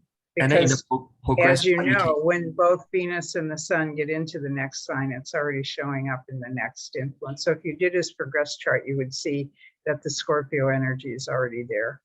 oh yeah, when he reached age 26, that's when the progress sun roughly hit zero, Right, zero Scorpio first, and then with Libra following next. right, exactly. Yeah. Mm-hmm. What's really interesting is that after this docu-series came out for him, of course, there's a lot of accusations and a lot of like criticisms and a lot of like shade being thrown, towards him and the roasting. But then he has recently signed with a talent agency based in Los Angeles, and he hopes to write a book, host a podcast, to offer dating advice, do's and don'ts, and also star in a show in which women compete for his love. Very much the sun conjunct the fifth house cusp in the rectified chart, if I were to say. Yeah, so I find I watched both series, and I have to say that I thought Anna was a lot more charming and somebody a little, even though she did this giant swindle herself and deception. right. I would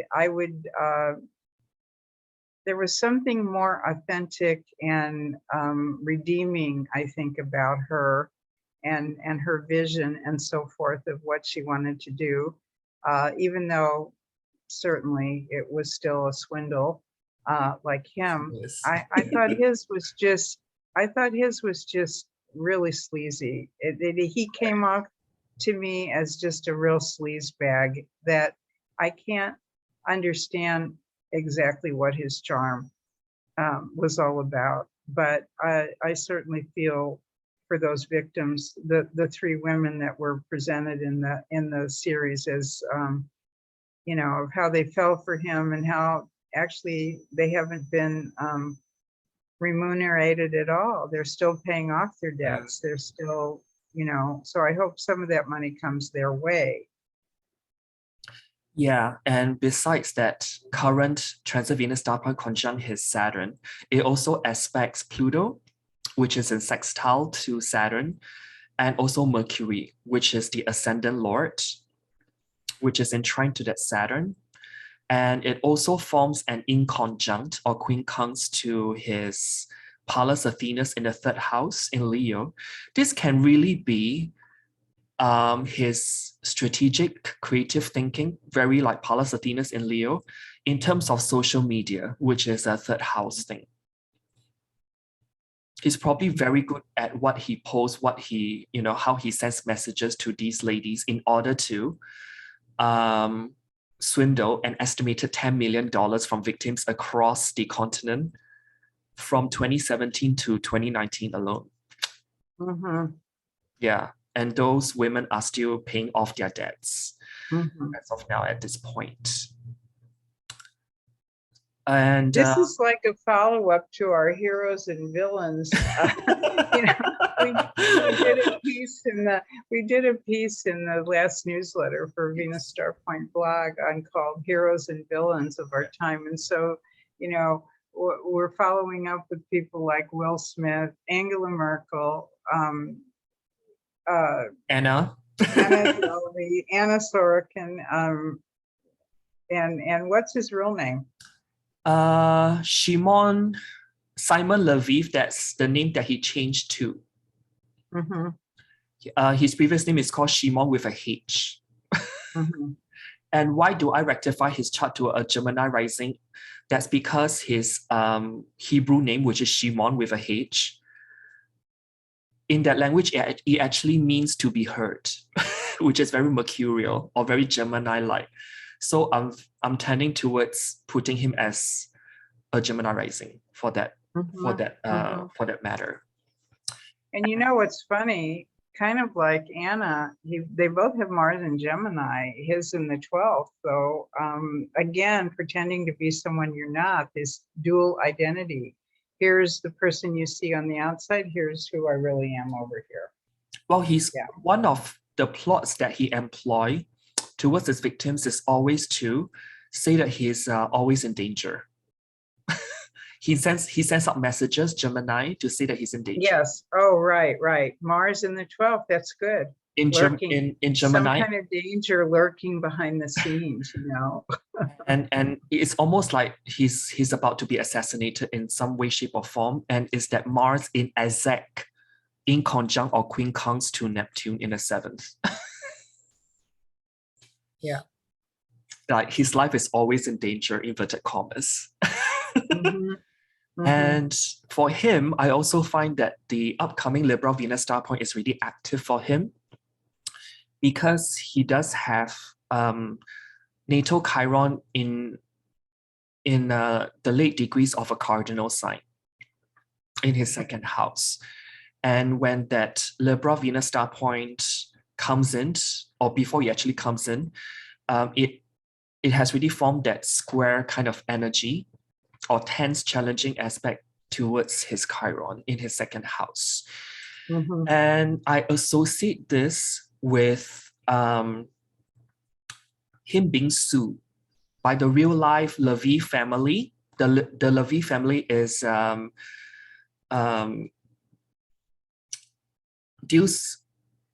deals with diamonds. That's how he passed himself off. Right, right. As a diamond family business heir. Mhm. Mhm. And the family is actually suing him for impersonating their name and using it to build up his own image. So they Mhm. filed a multi-million-dollar lawsuit against him in Tel Aviv, Israel. And that's for defamation, invasion of privacy, and also breach of trademarks and impersonation. Mhm. That very much. Well, certainly they can afford to have expensive lawyers. Yeah. One thing though, because he legally changed his name to Simon Lviv, good luck to kind of set your case up in order to get him prosecuted from that. Well, maybe not. They can't. Okay, they can't go after the name if he legally changed it, but they certainly can go after the fact that he was impersonating, Yeah, that being the son of that family. yeah, because in fact, because that was a lie. That was to be associated with that family in any way. If you think about Chiron is the outsider, Cancer is the family, an outsider to the family. So in fact, he's got no relation to the Israeli diamond tycoon family whatsoever. So I find this. So here's one thing I'd like to share about this. You circled Saturn at 18 Capricorn, and you mentioned it. The Venus star point, of course, this year was 18 Capricorn, and so here is the Venus star point on his Saturn. You know, Prince Andrew had the same thing. We mentioned in that blog we did on the Venus Star Point newsletter, we talked about, you did a really good piece on Prince Andrew's chart.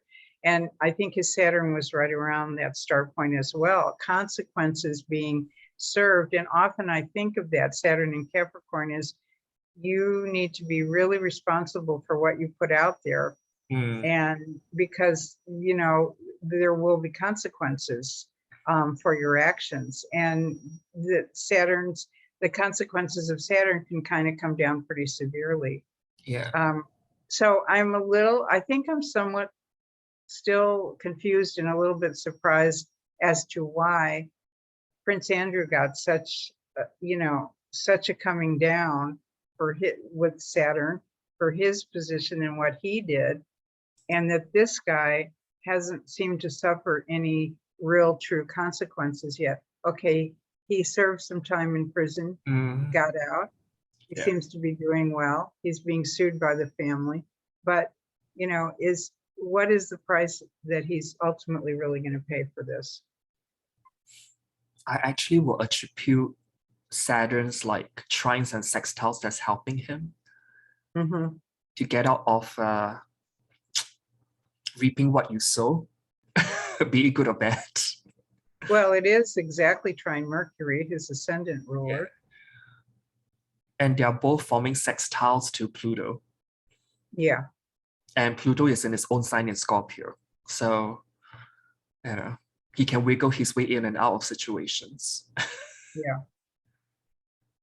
definitely. Yeah.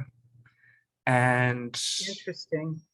very interesting. So now let's switch gears and move on to one of our departed astrologers in the field, Alan Oh, Oken. yes.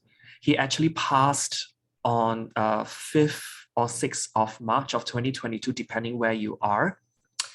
So natally, he's got a Virgo Venus star point at 12 degrees 32 minutes, conjunct Chiron in his 10th house, opposing Venus in the 4th house, and it's squaring his moon and Vesta in the 7th house in Gemini. So it's a mutable square that's highlighted over here. And so that's, you know, he's an astrologer. He's like a spiritual guru. You know, he does what he does for a living and all those things. And the current transit Venus star point at 18 degrees 43 minutes of Capricorn activated his Jupiter, his Saturn and Vesta, and also Mercury. So we've got the planet Mercury, which rules Gemini, Mercury ruling over his Vesta and Saturn. That's the main thing via rulerships I want to mention about. This is because the official cause of his death is through COVID.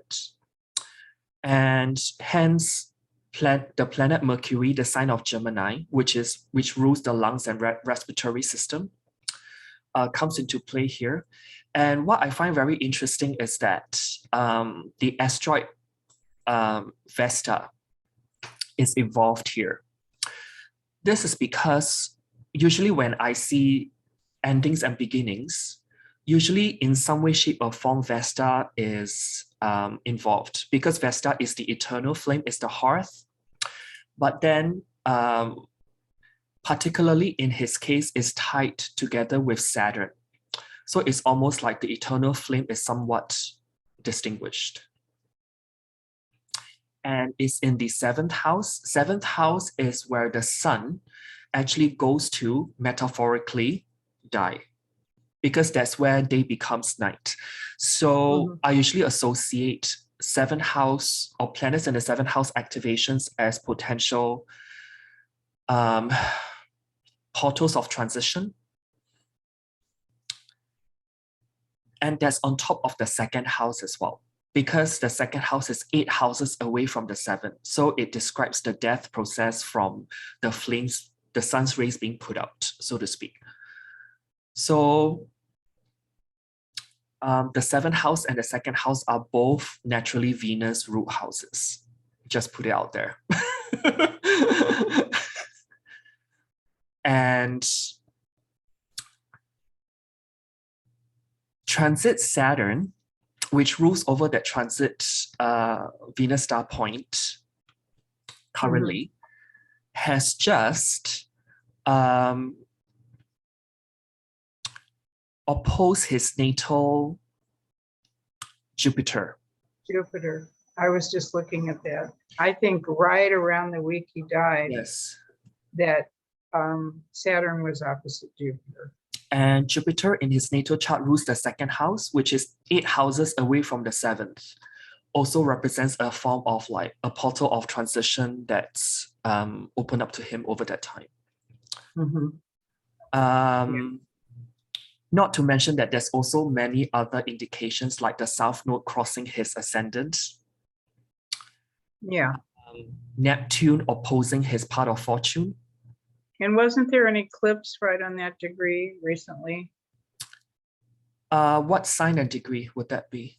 That 24 Scorpio Taurus axis. That's coming up in the middle of May. Yeah, coming up. Okay. That's coming up here. And this actually, I've often noticed departures of people on the eclipse cycle kind of brings up, you know, that. Yeah. And transit Uranus is trine his natal Chiron with transit Chiron quincunx his natal Chiron. So you got Chiron and Uranus by transit, both aspecting his natal Chiron. Very telling, and also his natal Venus star point, that is. What else can I, and transit Jupiter was in the middle degrees of Pisces. So it conjunct, activated his natal T square that was highlighted by his natal Venus star point as well. So fourth house can be sink to the ground, metaphorically to be lowered to the ground. So there's just a lot of converging themes of him being offered that portal to transition. Yeah, I guess you say the most respect, with the most utmost respect pertaining to that. So let's move on to the next chart, which is Elon Musk's third baby mama. I think that's the best way I can put it. Because Elon has a lot of kids, and Grimes is, baby mama number 3.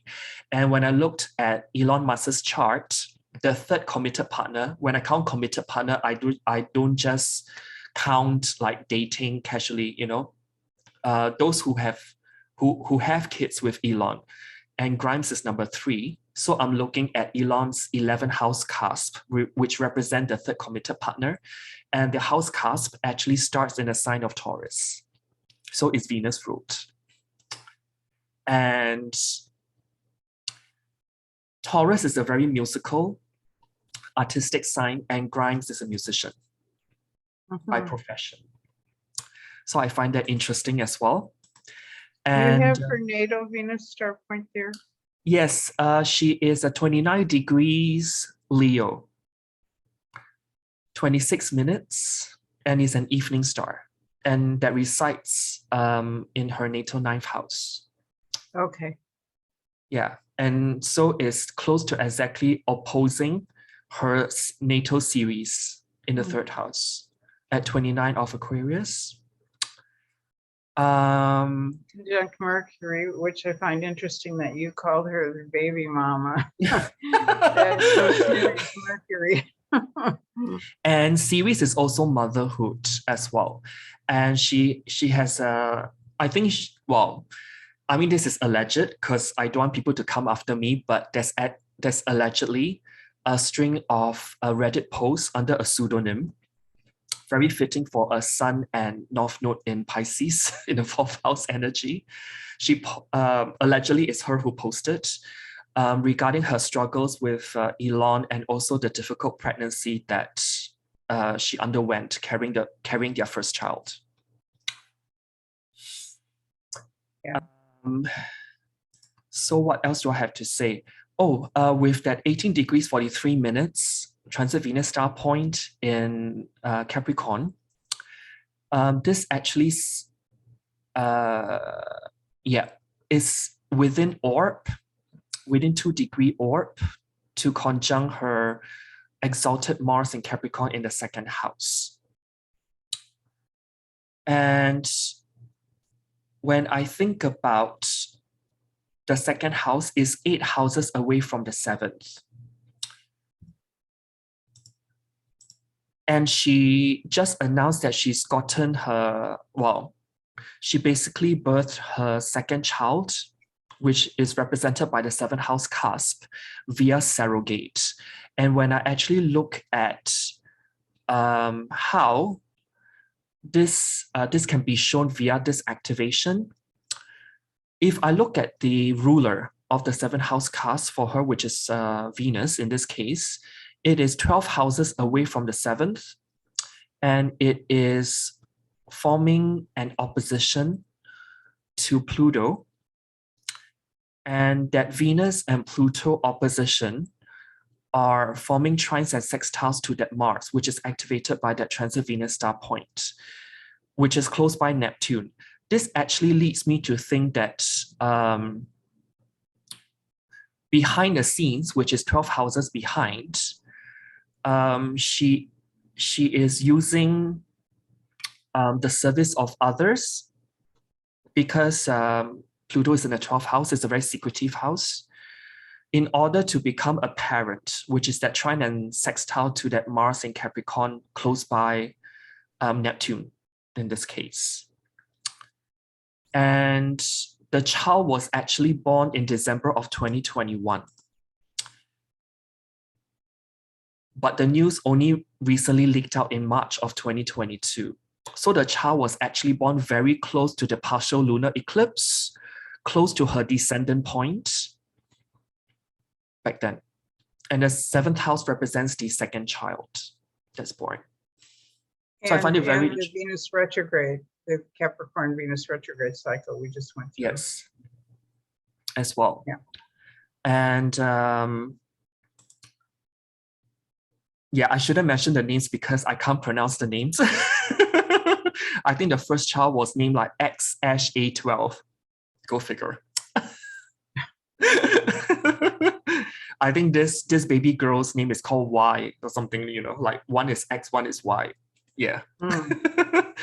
So I guess the next one will be Z.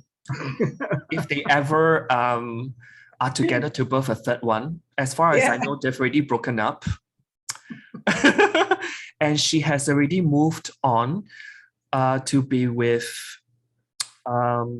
Chelsea Manning, which is a person of notoriety back in 2010, when now is a she because is a male to female transgender. She was actually jailed back then for breaking the Espionage Act, for leaking a trove of documents to WikiLeaks. And the former Army intelligence officer came out as transgender days after she was sentenced back in August 2013 for being a military whistleblower, just in case if people are curious.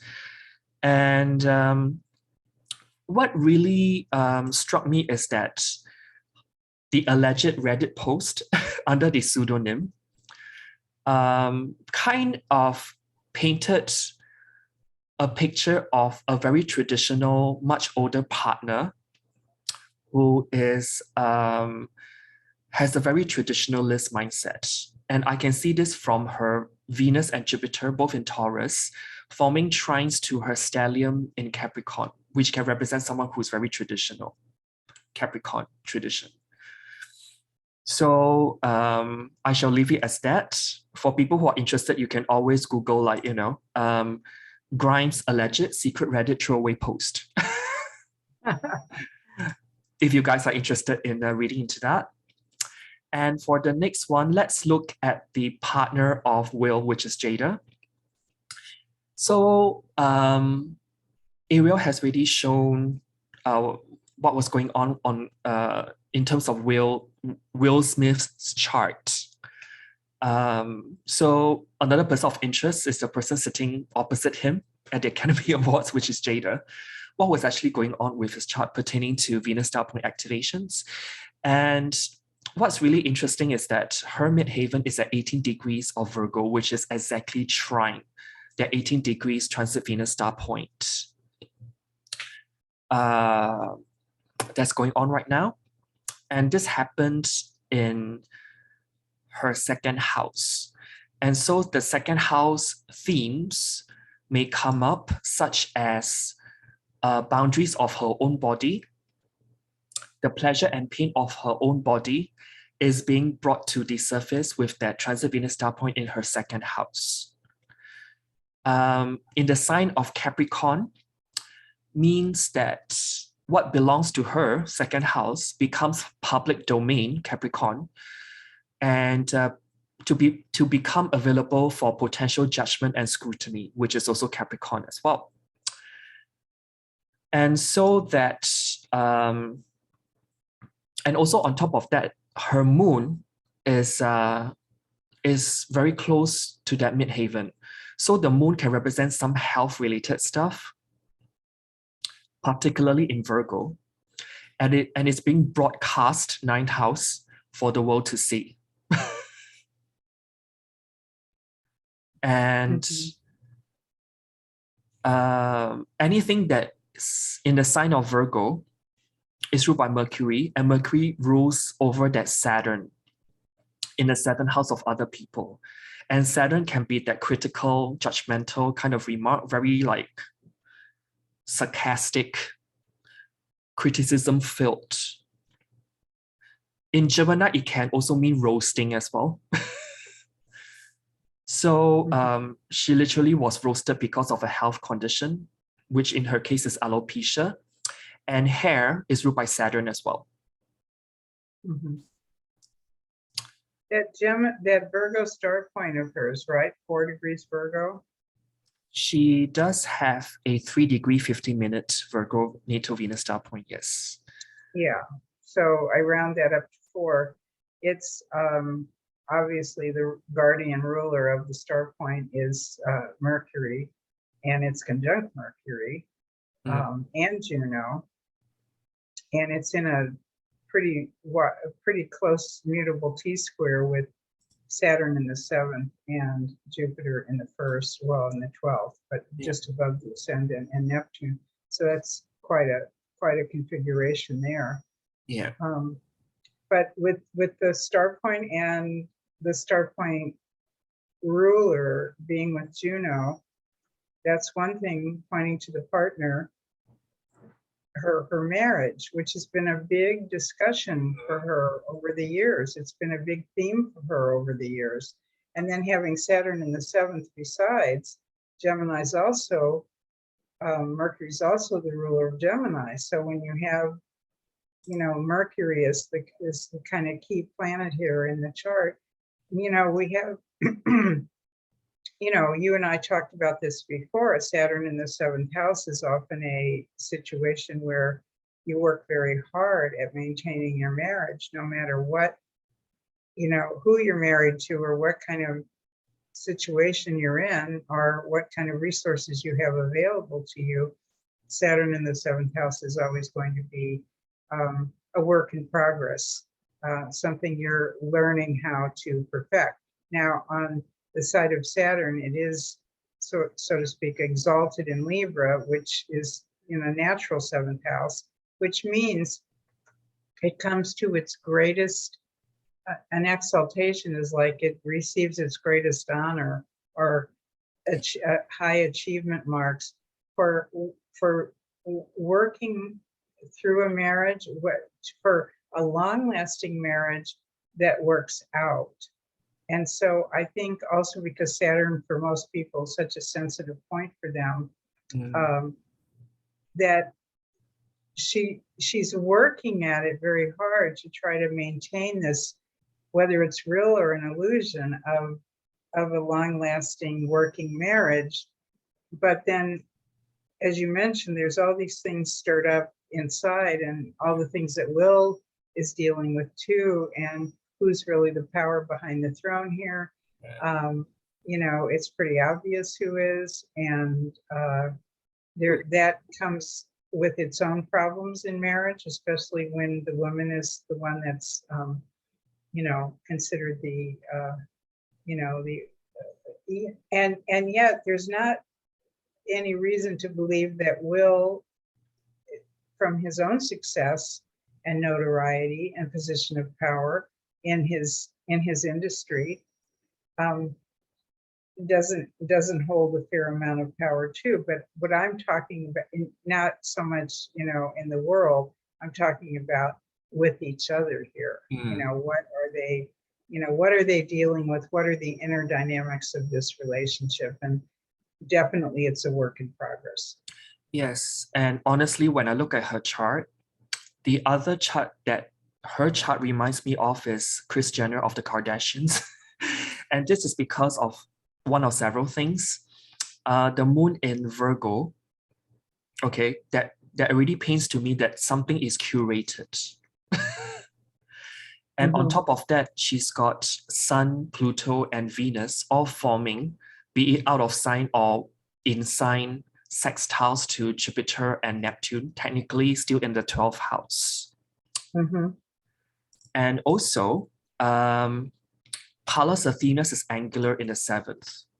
So there's something strategic that she's projecting out there in the world.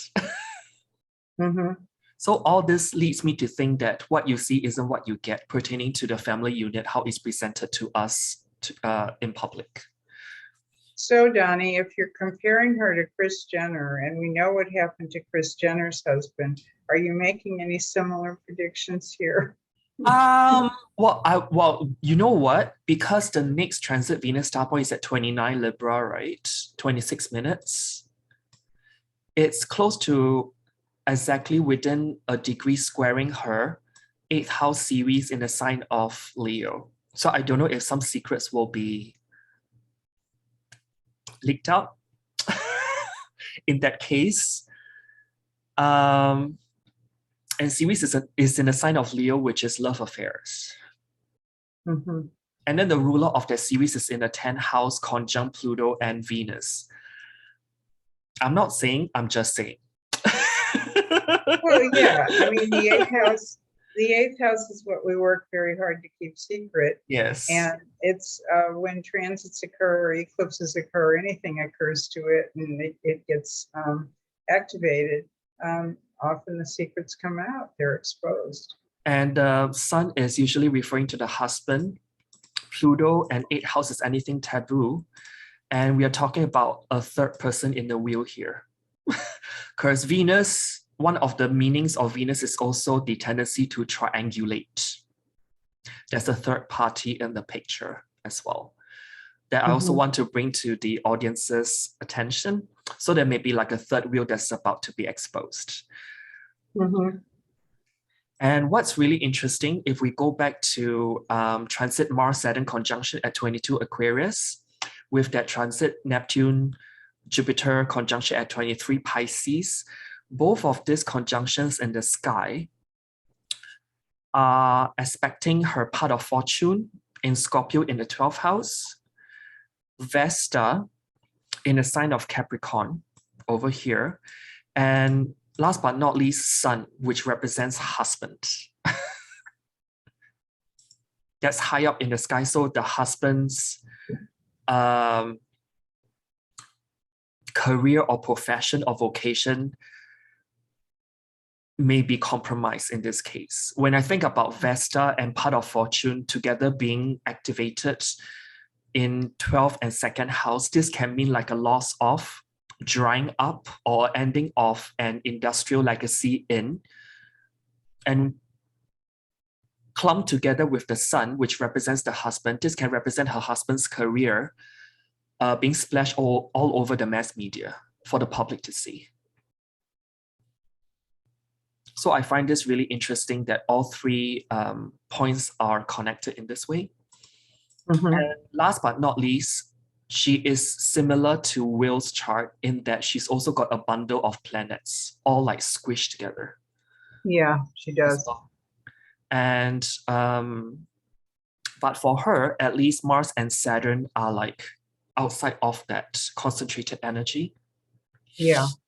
So there's more of a spread. It's not like Will, whereby it's like a fan. Yeah. Where everything is squished together just only with one planet outside of that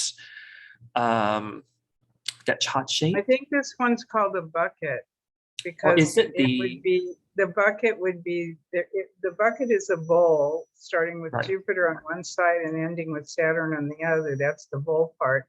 And the handle to the bowl, which makes it a bucket, is Mars.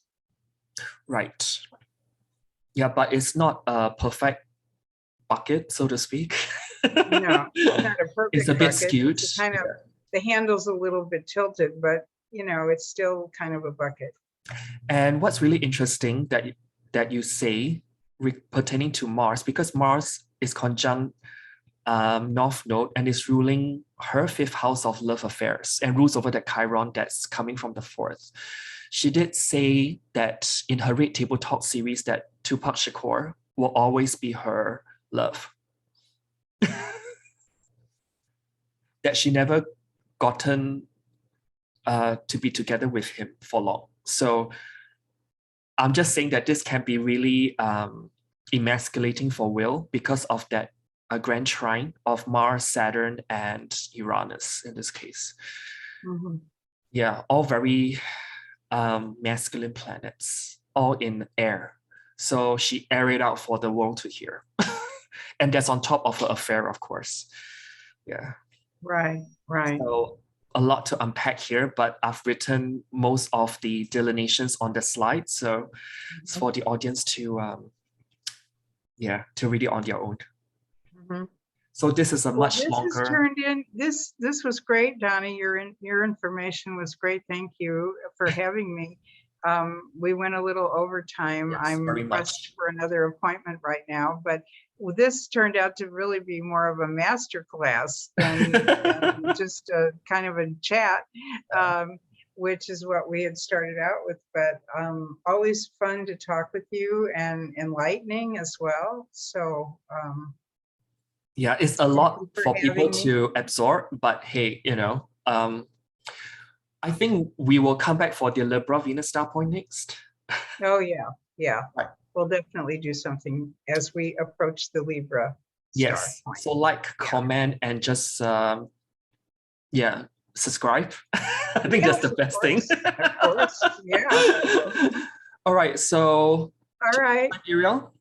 Thank you so much again.